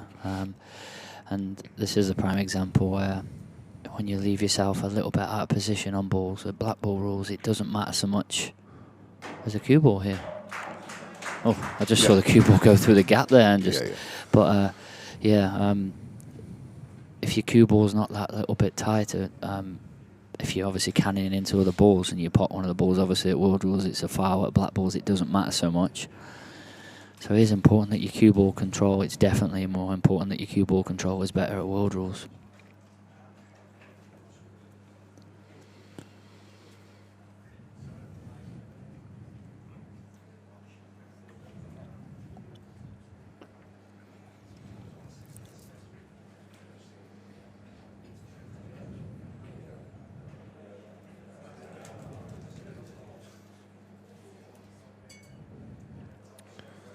Interestingly, somebody just made the point, which I hadn't realised until now, that actually all the semi-finalists have come from the losers section.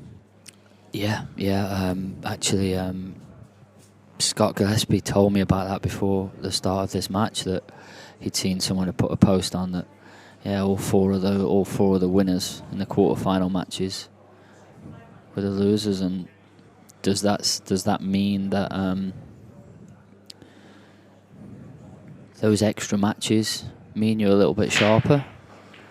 There's an argument to argue that way, but there's also an argument to argue the other way, where does it mean if you come through the winner's side, you should be a little bit fresher? Yeah, a bit more rested.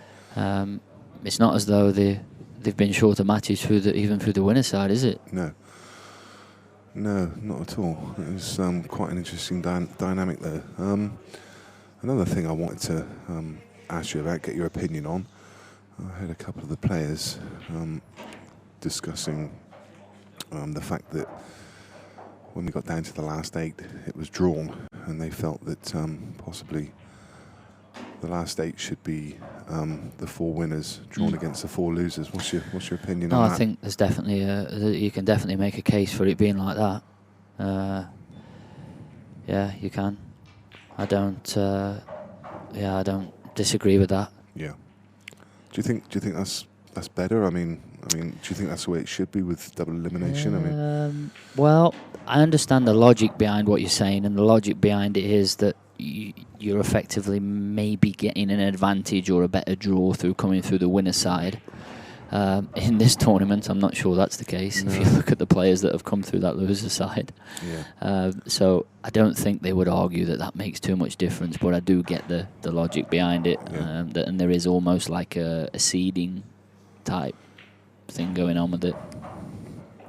That was another thing that somebody asked about as well, was the final event is going to be seeded. Do you know how that works? No, I don't, but I would imagine it's pretty simple in the sense of you would run the first 4 events on a ranking point system, so X amount to the winner, X amount to the runner-up, and so on, like any other tour, and then you would just seed the top 32, the top 16, and however you decide to do it off those rankings. Yeah.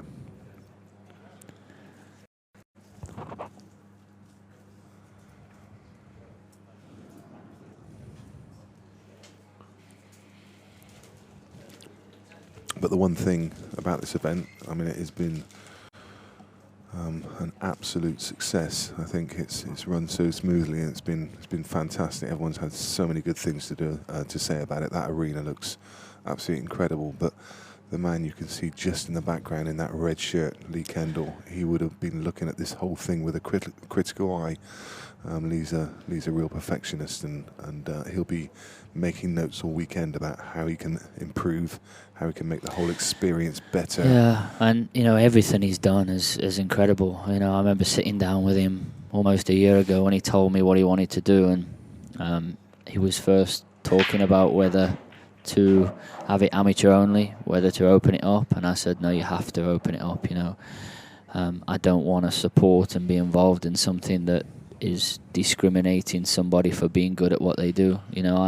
I first picked a queue up to be good, to become a county player, to become an England player, to become world champion, to strive to be the best I can be. That's why I started playing, and obviously to earn some money, but those are your goals. Yeah. And doing it amateur only, doing events that are restricting players, are only restricting players for being good, for having those ambitions, and it was just something I completely disagreed with. He was obviously concerned. He wanted to do it open like this, but he was just concerned he wouldn't get the runners. Yeah. We had a chat about it, and I said, well, I think you will, and we went through it all, and the rest is history, really. But one thing I did say to him was you'd be absolutely crazy to do it, actually, because the amount of work involved in it and everything else. And he just said to me, I want to do something that no one's ever done before in the game. He's been around in the game since he was a kid. I don't know what it is, 30, 35 years. Yeah. And he felt the timing was right with what's happening with, both sort of organisations, and players had just had enough of playing in, well, let's be honest, bad tournaments for bad prize money, and even when you win the prize money you weren't being paid, and you could go on forever about how bad it was. So he just thought the timing was perfect to do this, and he just genuinely wanted to do something for the players and just try to do something that we've wanted doing in the sport that obviously we all love and we've all loved for a long time. And that is genuinely his motivation, and that's why when he was getting a lot of the criticism on social media about a lot of stuff, he really did take it to heart, because I can assure you that Lee Kendall doesn't need to earn a couple of £1,000 out of this event, and the amount that he is earning, if you broke that down into hours, it's just not even thinkable, to be honest. No, it would be... And like I said when I put a post on recently, when he was getting all of that stuff, I said, you know what, the players and the people that are criticising this, they want to hope that Lee does find a way to make money out of this, because unless Lee's making money out of it, unless the team's making money out of it, then it's not a sustainable business. Yeah. It needs to be run like a business, like the snooker is, like the darts is, like any other sport is. It needs to be, everybody involved needs to be making money, obviously, including the players. People don't put this amount of work in and run these sort of events for nothing. Yeah, same for everyone involved as well. I mean, certainly the gentleman to our right-hand side has worked tirelessly on this event with Beard Productions, and put in a serious amount of hours. And yeah, absolutely, everyone. We're all here because of our love for the game. But at the end of the day, as you say, it needs to be viable, doesn't it? Yeah, and no, I agree. Beard have obviously done an amazing job. They've been here with us all. Obviously, I share home 50% of the club, but Lee is the guy that basically owns the players' pool events, and he's the sort of brains behind it. And as was he with all of the other events that he did here, and Beard were here from day one of that, and obviously have done a great job from day one. And obviously it goes to show the pictures that you're seeing here are brought to you by them, and they do work, and I know, endlessly and tirelessly. I do see the work that they put in, not only bringing you this, but work with everything that you wouldn't believe, the graphics, just arranging, just, they come up 2 days before, they come up to, it's a serious amount of work that goes into it. Even just putting this arena together, obviously we've had to take 3 tables out, we've had to have new sockets fitted, or we've had electricians here for 2 weeks. There's a serious amount of work, and people were just looking at it and saying, oh, you're going to have 5 events played into your club and whatever. And we were saying, look, come on, do we really need to do all of this work to have 5 events at the club? The club is a successful business anyway. We've been open 10 years in August. So, yes, it's nice to have this, nice to host this, but the business doesn't need to do this. It certainly doesn't need to go to all this work. Yeah, going back to Lee, he's done an amazing job with it, and, I'm sure as everybody sees that at times might have been a bit fed up with the amount of times he posts and the things he does, but that's just Lee. He doesn't do things by halves. When he puts his heart into something, he's sort of an all or nothing type of person. And to be honest, he couldn't have got this event to where it's at now without being that type of person. No. I mean, I said a long time ago that I thought he was the perfect man for the job. Just simply, I mean, I know that Lee, he's played in events all over the world, and what he does do when he goes to those events, he looks at it with a critical eye, and he walks away and says, well, I would have done that better, and I could have done that better, and what they should be doing is this. And he's taken all that life experience on board, and this is what he's tried to put it together. That's exactly what he's done. And then on top of that, I think he's probably the only person in the world that could do it, because ultimately you need to have the respect of the players. The players need to send their entry fee in and know that what they're doing, and he is obviously a credible person, and pool players over the time have been burnt with a lot of different things, and I understand people question Lee's motive of doing it, but I can promise you one thing, that his only motive behind doing this is because he wants to do something that hasn't been done before, and wants to give the pool players something proper to play for, something prestigious to win. Because let's be honest, is somebody a UK Tour winner? Not really, no, because there's 2 different divisions. Is somebody a real world champion now? Well, no, because there's 3 different world championships or whatever there is. It's just all a bit of a mess. Let's be honest about it. So whoever wins this event this weekend are without doubt the best player in the world at this time. And I don't think anybody can argue with that. No, no, indeed. Because all of the players, anybody really, past and present, are here playing.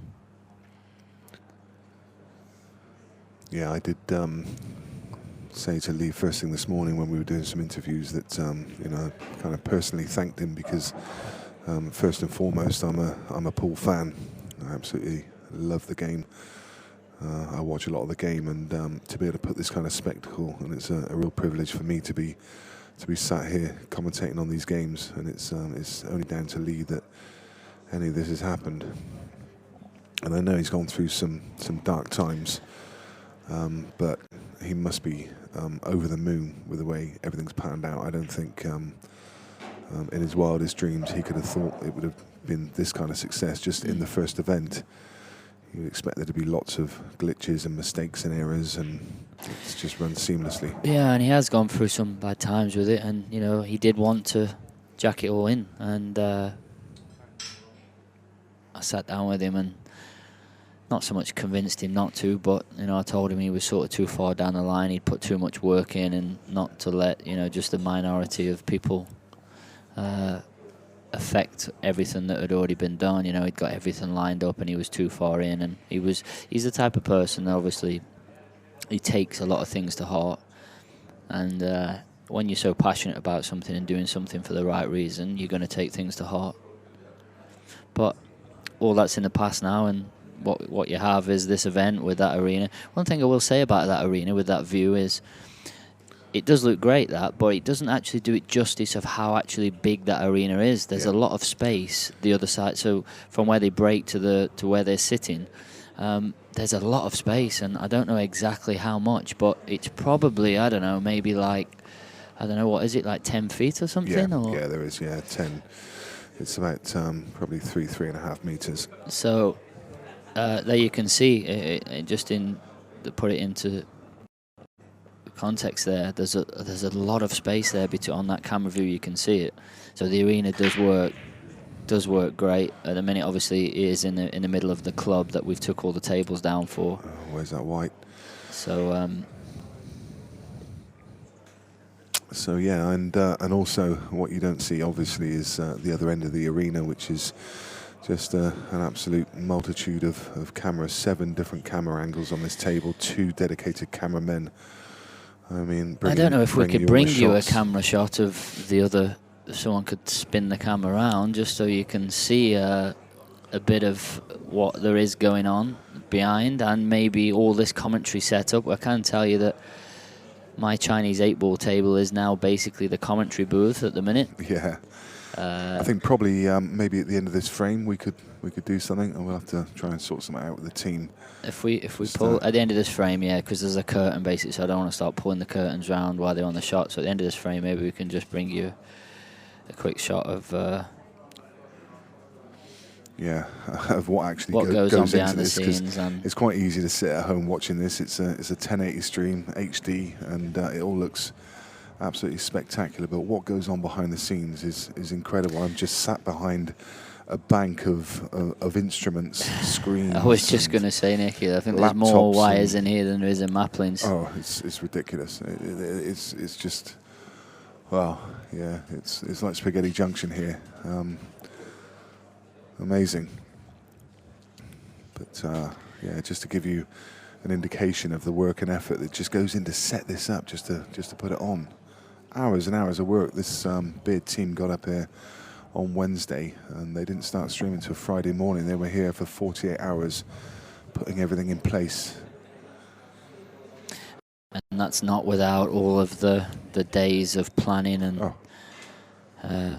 making sure that they have all of the right equipment, and it is a great effort by everyone, and even the players that have played in all of the big events all over the world. You know, all of the top 9-ball boys and all of the top English 8-ball players, and you know, even I've played in, you know, some of the big events in China, and they've played in, you know, all over America, and even they said that it's one of the best events that they've played in, and even people like Darren and Shaw and Farnsworth, they're all saying, you know, it's the best English 8-ball event that they've played in, and yeah, I mean, I think that's a credit to. I mean, Darren, he just said, you know, this really has just reinvigorated his love for the game, and he's so happy. He said on commentary earlier that normally, after he'd lost, he would just be, you know, down in the dumps, and he'd get in the car and he'd be halfway back at the motorway. And in fact, he was sat on commentary talking through the game, saying, well, actually, I've just really enjoyed this. I've enjoyed the atmosphere. I've enjoyed being here. I've just enjoyed soaking it all up, seeing people that I've not seen for 10 years. And he said, I just want to stick around. I just want to be part of it. And that speaks volumes. There's a guy that's been, you know, all over the world playing pool in many different arenas, seen lots of different things, and he couldn't speak highly enough.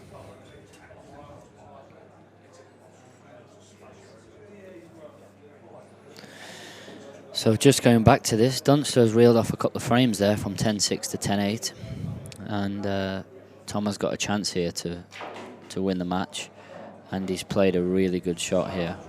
Really good shot. He didn't have much angle there, and he created some angle by sort of manipulating the pocket and just pinching it in off the knuckle to create an angle. He has finished pretty straight on this one down the rail, so he isn't going to be able to get the cue ball too far away from the cushion.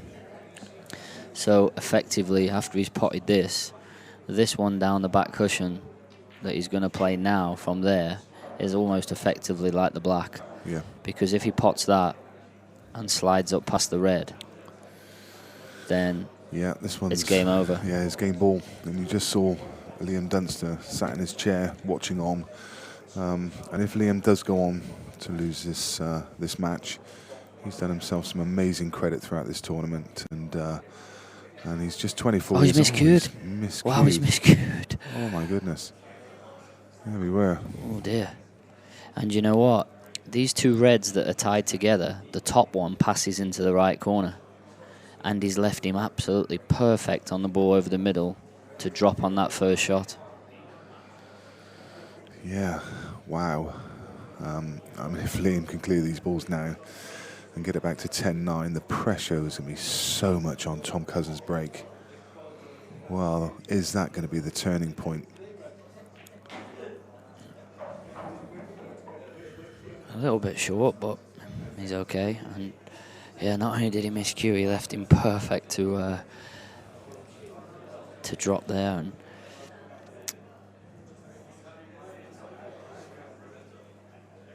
he would have liked to take this without touching the other red and then leave the other red as his last ball, because the black only goes into the right corner. Yeah, I think he can screw off, can't he? Yeah. Yeah. So that now should be his last ball. Yeah, unless something goes drastically wrong, which you can't see. That's well, yeah, he can go a different way actually. He can pot this one now, the one I was saying is his last ball, and clear the left side of the table. So pot this one, pot the other one on the left side of the table, pot the other one into the right corner, the one into the right middle, one into the left corner, and just stun across to play the black. But he is keeping it as his last ball.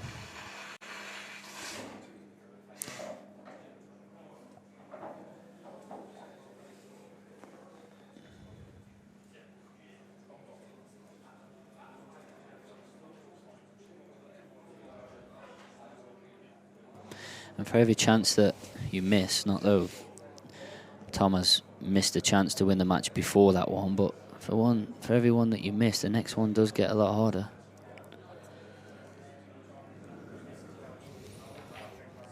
Just played that with a trace of inside, and that back cushion is definitely a little bit bouncy, and it helped him there because he's just sneaked past the yellow.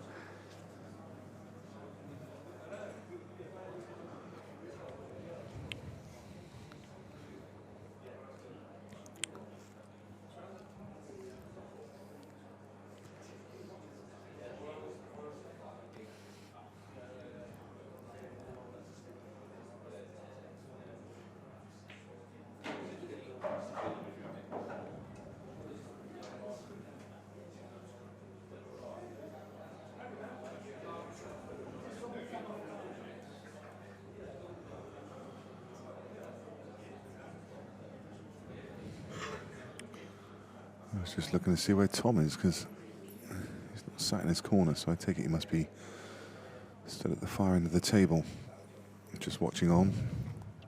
He's the kind of player, I've never seen him show any emotion. He win, lose, or draw, miss a shot, pot a shot, make a great finish. Just never seems to show emotion. He's such a laid-back character. Yeah, but he'll know the importance of this, and he'll know the importance of this tournament. Yeah. I don't know if he's bought half of himself in the Calcutta, but I wouldn't presume he had at that price. No. I don't believe he has. I think I know who bought him, and I'm pretty sure he's not. I think they're in 100%. Because you know, you're buying him at he went for £5,250, I think it was, and you're effectively buying him there at around even money to get to the semi-finals. So I think around the semi-finals is your money back or just a little bit of profit. So you're almost back in at even money. Minimum bet £5,250 for Cousins to get to the final of this event in this field. When you look at it like that, I don't think it's great value. No. No. But I think the bookies would offer you higher. Well, exactly. But I think it's okay players going for that sort of money if the pot's higher. Yeah. Yeah. Had the pot been 100. Then okay. And I think the pot will be 100 plus for the next events. Yeah, I agree. I've always said I think it'll break 100 for event 2. Mick Hill's coming back in. He's going to go for a price for sure, and there's 2 factors that are going to determine it going up. One of them being this rack that's kind of leveled out the playing field. It makes players more valuable, and also no one's going to be caught napping this time. There was people napping on the first day, not understanding what it was all about, and there's a few players went cheap. In fact, I can see one just watching on eagerly, Gareth Hibbert with Viv Roscoe. Gareth went for just, I think, £600 or £700. Yeah. He won't be going for that kind of money next time. So I think it's going to bump the whole prize pool up, and then I think it will go up again in the subsequent black ball events, because people will know that all of these world rules players also have the pedigree in black ball as well. Tom Cousins has just won a couple of massive money matches playing black ball. Phil Harrison won the elite tournament playing black ball.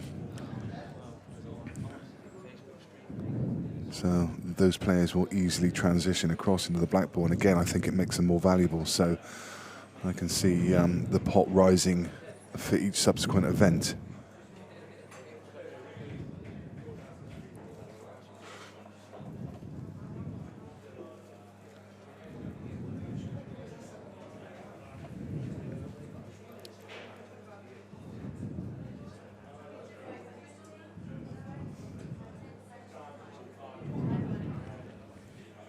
So obviously the final will commence upon completion of these 2 matches. I say completion of these 2 matches on completion of this match because the other one is over. Scott Gillespie has beaten Ronan McCarthy 11 frames to 6, and that's a convincing win. He had a convincing win against Mark Farnsworth, and now he's taken out Mark's best mate, Ronan McCarthy. That's 2 big scalps, and who would back against him now? And who's he going to be playing against? What price did Goobsby go for? I am fairly sure. I can try and have a look if I can find a signal, or maybe someone can tell us on the chat, but I've got an instinct it was 1,000. It was either 1,000 or very close to, between 1,000 and 12, I think. He did have a word with me actually for calling him the wrong name at I think it was the last event we had here, and had a bit of a laugh and a joke about it, so I'm going to continue to call him. That's his new name. What's that? Goobsby instead of Gooseby. I did genuinely get it wrong the first time, but Yeah, the guys are just confirming now it was 1,000. so he went for 1,000. Yeah, So super value there. I mean, someone's having a very happy time right now. They're guaranteed. did he buy himself? Do we know? Did he buy into himself? That I don't know. I haven't spoken about I'll have to ask him. I'd be surprised if he didn't. We might be able to establish that before the final. In fact, he's just stepped into the room. He's off the back of his win, and he's walked in for a look to see what the scores are in this one, just to eye up the opposition. Yeah, and Tom gets a second chance to win the match, which is always nice after you've missed a chance, because sometimes the balls can punish you. So it's nice for him to get a second chance. Yeah, so the guys in the chat box are confirming that it was Kev Moyles that bought Scott Gillespie. Tom has just come around and pointed.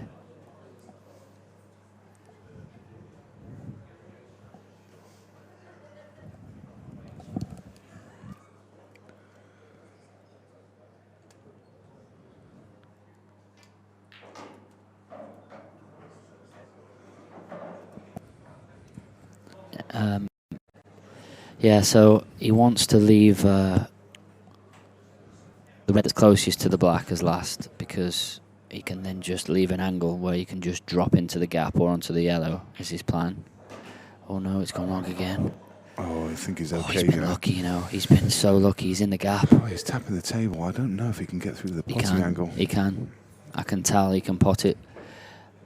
He's going to obviously have a tougher black. I don't think he can land in the gap of the two yellows to pot the black. There you go. He can definitely pot it. Can he pot it and hold on the yellow? No, he's going wide of the yellow, so I think he's going to pot it with a bit of left-hand side, and he's going to come round two rails, and he's going to have to leave a thin clip on the black. I don't think he can leave the white in the gap of the two yellows, because I don't think he can get to the potting angle. I think he's got to be sort of in the line of the brown, in between the brown and the green spot on a snooker table. That's where he needs the cue ball. Needs to be wary. He's on the clock. Yeah, and he doesn't want to be playing this when she's counting down, because this is all about at the pace. This looks good. Oh no! Oh, he's pinged off the side rail. Oh, it has pinged off the side rail. That looked good to me. So, what he's thought to himself there is, obviously, if I'm short, I can't pot it. If I'm long, at least I can clip it over the pocket. Yeah. I mean, another 9 inches less of pace, and you'd have fancied him. But in all fairness, that was one of the things I was talking about with when Darren played his positional shot, where if he under-hits it, he's on the double. And if he over-hits it, he's snookered, and it was the opposite there, and that's the reason he's over-hit it. I still fancy him to get this. You know, one thing I will say, though, Nick, is it's the white of the black that's sticking out, which makes a difference, because you're hitting white onto white. He'd definitely prefer a black bick to be on that edge. Oh, he's overcut it. Well, no, he hit cushion first. Yeah. Oh, yeah, of course. He hit cushion first. He missed it on the way down and hit cushion first. Well, what drama now? I mean, this is incredible. It's now Liam Dunster back at the table. You know what? There was a case for there. As I said, that there was the white of the black. The black is now basically a white ball with a black stripe through it. Yeah. The white of the black was sticking out to the left-hand side. So, like I said, he was playing white onto white, which is hard to see the edge of it. There was possibly a case for getting the black cleaned. So it's black on the edge. Yeah, very clever. Very clever. And that's the difference, isn't it? People just don't think of those kind of things in the heat of the moment. It's hard to take that kind of pragmatic view and think, well... In the Chinese 8-ball, the black's the same. And the shootout, when I won the Masters last year, was in a shootout, and the referees always place it with the black sticking on the side. Yeah, yeah. Yeah, I have spotted that, yeah.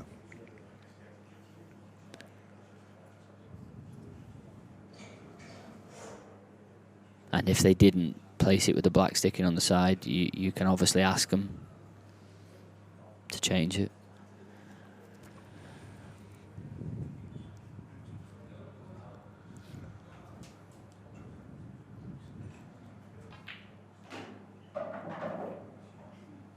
That's perfect. Could not have played that better. He's just got the angle to just punch in behind the one on the cushion.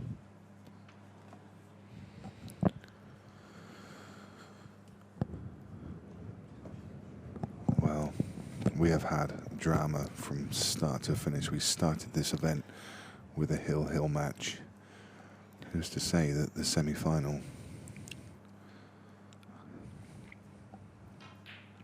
won't be exactly the same? It certainly looks like it's heading that way, barring a absolute ricket.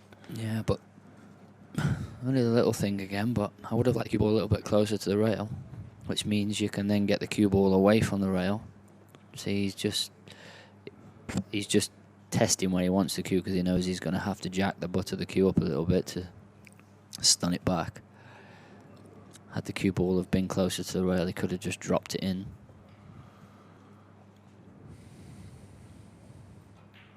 See, he's had to stun it dead. Would there be no value there in screwing back for the one over the middle? Is it just too much? No, too much, yeah, too much.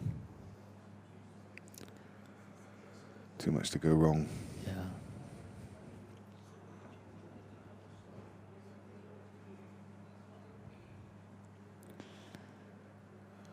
People just carrying around pillars, just trying to get any vantage point. So yeah, I'm right behind this shot, and he's pretty straight. So you won't want it back too far, and he'll just go up and down the table with the cue ball. That's the shot. Perfect. Yeah, it's hard to see where a mistake would come from now. This is The only way is if he gets a kick. Obviously, I don't want to curse him with that, but that's the only way he can miss this and not be on the black because it's a natural angle. Trace the left-hand side. See there? He's addressing the cue ball with left. yeah, no dramas. So this simple black to take it to the hill. And whose break? Liam's break. And Liam has been breaking pretty well throughout the match, so who's to say that Tom's going to get another shot? And there we see just Tom wandering in the shot. He was stood away from the table at the other end, just hoping he got back. But Liam doing what he needed to do. I mean, it was an easy enough finish, but you know, lots of things can go wrong. So he went about it well, just taking his time, composing himself on each shot. Well, who'd have thought this before the event? Two die-hard black ball players, possibly, well, very possibly going to be in the final. Yeah. Two Scottish black ball players, that is. Yep. I don't know exactly how many Scottish made the trip down here. Yeah, and I'll be honest, from what I've seen of Dunster, I saw, like I say, the middle to the end of his match against Shaw. I'd not seen any of him before that, but what I have seen of him, I'm very impressed. He's composed. I know he gets quite a little bit of stick for being slow and a bit methodical, but I'm impressed. He doesn't make any mistakes. He's breaking with his hand on the table again, and obviously he's limited to how far he can pull the cue back. But that break has been... He's made one. He's made one indeed. Oh dear. It's all about the black. Yeah. At first glance, it's all about the black, and he's looking, and I think it goes. That break's been so consistent all the way through. On every occasion, he's screwed it off the front just to above the bulk line on the side rail. Very, very safe break. He's made a ball just about every time. And that's exactly the way that Jason Shaw said he was breaking against him, with a lot of success. So Liam Dunster's found something that works for him.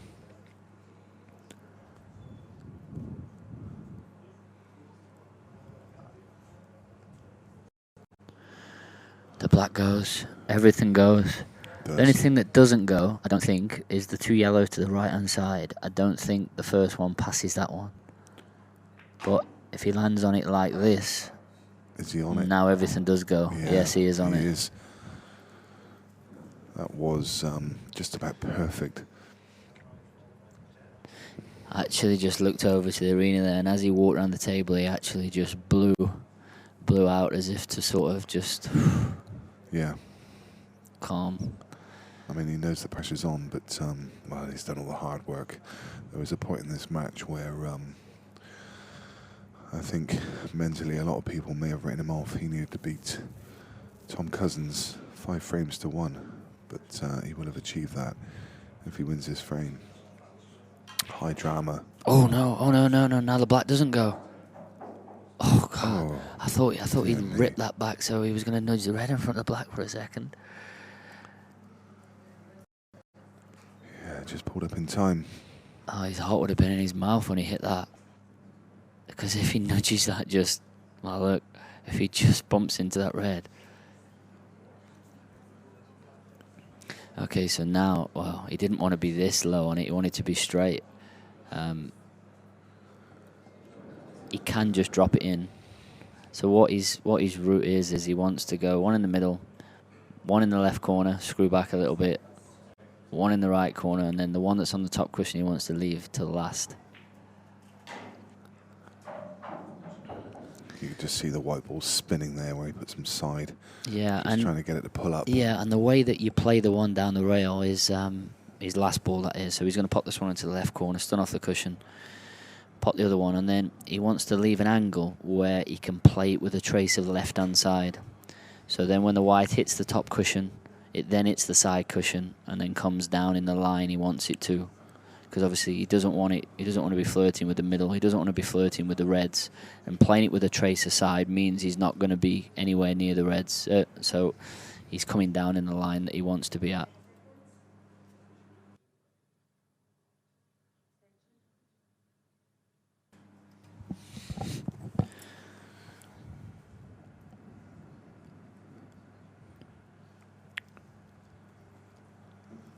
Taking his time over this shot. I think he must Yeah, have and taken in his these extension. situations, you know what you've got to do. I understand you go through your pre-shot routine, but it's better to just get on with it.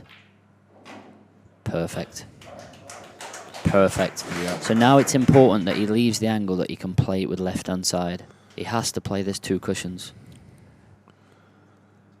So, ideal placing the white Ideal. ball, just running it through a couple of inches, Yes, just above the bulk line. just below the bulk line is or below or above, whichever way you want it. Yeah. So just 2 inches or maybe an inch past the bulk line. And then that allows him to play with left-hand side. He has to play it 2 rails. Well, he's on the bulk line. Yeah. Does that mean he'll now just play 1 rail? No, he's perfect to play 2. I'm sitting behind it. He's perfect. It's just a trace of left-hand side. So the white hits sort of maybe 6 inches above the middle pocket. It's just all about the pace. It's only a trace of side.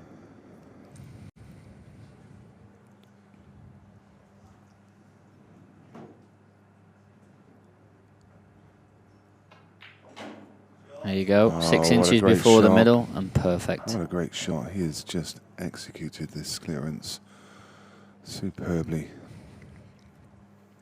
Hats off to this young man. Well, it's a bit late for me down looking at it that closely if it goes. I'm sure it does. Yeah. I don't want it to be that tight. I think it's just part of his routine. He's just looking at the exact line he wants to hit it on. And he does that with most of his shots. And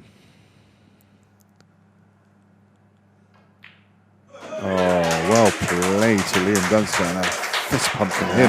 Nice pump. Oh, wow. And he's won that match there from 10-6. From 10-6 down. He ran 2 racks from 10-6 to 10-8. Tom had 2 really good chances. And then, in my opinion, sort of got what he deserved, because I think that Liam played the better pool there, and I think he made the least amount of mistakes, if I'm being honest. And Yeah, he yeah. deserved to win. What can you say? Hats off to the top cat. It was just a couple of games too many for him. We say goodbye to him until event number 2, when we'll see him again. And no doubt he will yet again be another one of the hot favourites. But it's a all Scotland affair. Liam Dunster is going to play Scott Gillespie. We're going to head into the interview room, hand over to Lee Kendall in just a moment. The players are just taking their seats. I think he's with both finalists. And I've just seen at the corner of my eye, they've walked in there and given each other a fist pump. They're good friends. They won't be good friends in the final.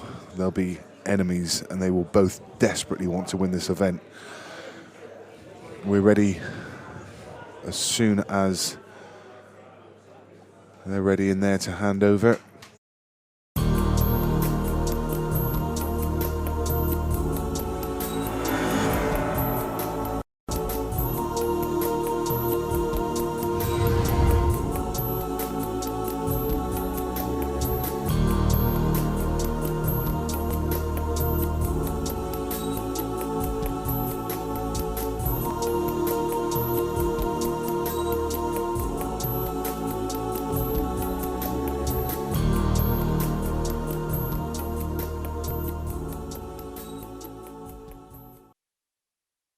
With the 2 finalists for this first event, the Jason Owen Open of the Supreme Pool Series. First of all, our first guy to get to the final was Scott.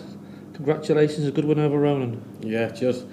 Ronan obviously, we started off dish for dish for dish, and it was a good game. And as I said earlier in one of my interviews, the shark rack's helping, because Ronan's not got the best of breaks, but this shark rack's definitely helping stuff. But I kind of pulled away during the middle and I kind of just kept the lead, and then I got one chance at the end just to take the final frame, so I'm chuffed to win the final. Yeah, and it's your second final in Stoke. You like it, don't you? Yeah, I know. I was just on the phone with my dad there, and he's like, "Listen, don't worry about travelling up tonight for work tomorrow." And I says, "Deja vu." I said, we've had this conversation before. Yeah, only last year. And Liam, what a great performance you put there. You didn't seem to do much wrong from what I could see. I was 5-3 up, and I think I've made a few mistakes, and he's really punished me. I think he went 9-5 ahead on me, or 9-6 or something. And I thought the game was over, to be honest with you. He was on a finish to beat me 11-7. Yeah. And he's actually miscued. Yeah, you missed a ball down the rail. I thought it was out, and he's miscued, and I was like, I'm still in. We'll just get another frame on the board, and then it was another one, and then I'm still in. From your side, you weren't doing anything wrong. You were sat there and waiting for your opportunity, and that's what you did. He was making the mistakes, which you were happy with, and you just took your first chance every time. So, I mean, that shows a lot of composure. And I thought it was going to break and dish when I was 10-9 down. I said to myself, I'm just wanting a shot, that's all I want, and then that's obviously what I got, and more. And a good finish in the last frame. Yeah. So I'm sure you two guys know each other. You're both from Scotland, so it's an all-Scottish final. So tell me the history, because obviously I don't know a lot about, and I've met Scott a few times. Are you from close to each other in Scotland? Or about an hour away? Yeah, roughly, yeah. Do you practice together? No. Don't like each other? I don't practice. I don't even know this guy. Well, no, I mean, have you ever played World Rules before? Yeah, I played a few years ago. Ronnie Boyle used to have a memorial thing over in Ireland, and actually I played Gareth in the semis of one of them, and the only memories I've got is it was 6 each, first to 7, and I broke left dollies and not nominated. So, but no, I've dabbled in it, but it's like, for me, we're top players. It doesn't matter for the rules for me. I mean, it's just how the breaks go. We're definitely capable of competing with anybody, regardless if it's black ball or world rules. Well, that's one of my main things. I don't think the rules come into it. You always see the debates on Facebook where they say, well, the world rules are this, black ball rules are that. At the end of the day, the two guys here, they don't normally play world rules, and if you play to that level, there's hardly any fudging. You get out there, you're not the finishes in. Exactly. And the same for you, Liam. Have you played before? No, I actually just learnt it on Wednesday. It's incredible. I mean, to get to the final and not knowing the rules, you know, you would have come across hard world rules players. I've picked it up really quickly. I'd say I'm really good at the tactical side already, not only a short period of time. Okay, well, we'll get the interview wrapped up. Good luck to both of you in the final, and we'll be on in about 10 minutes.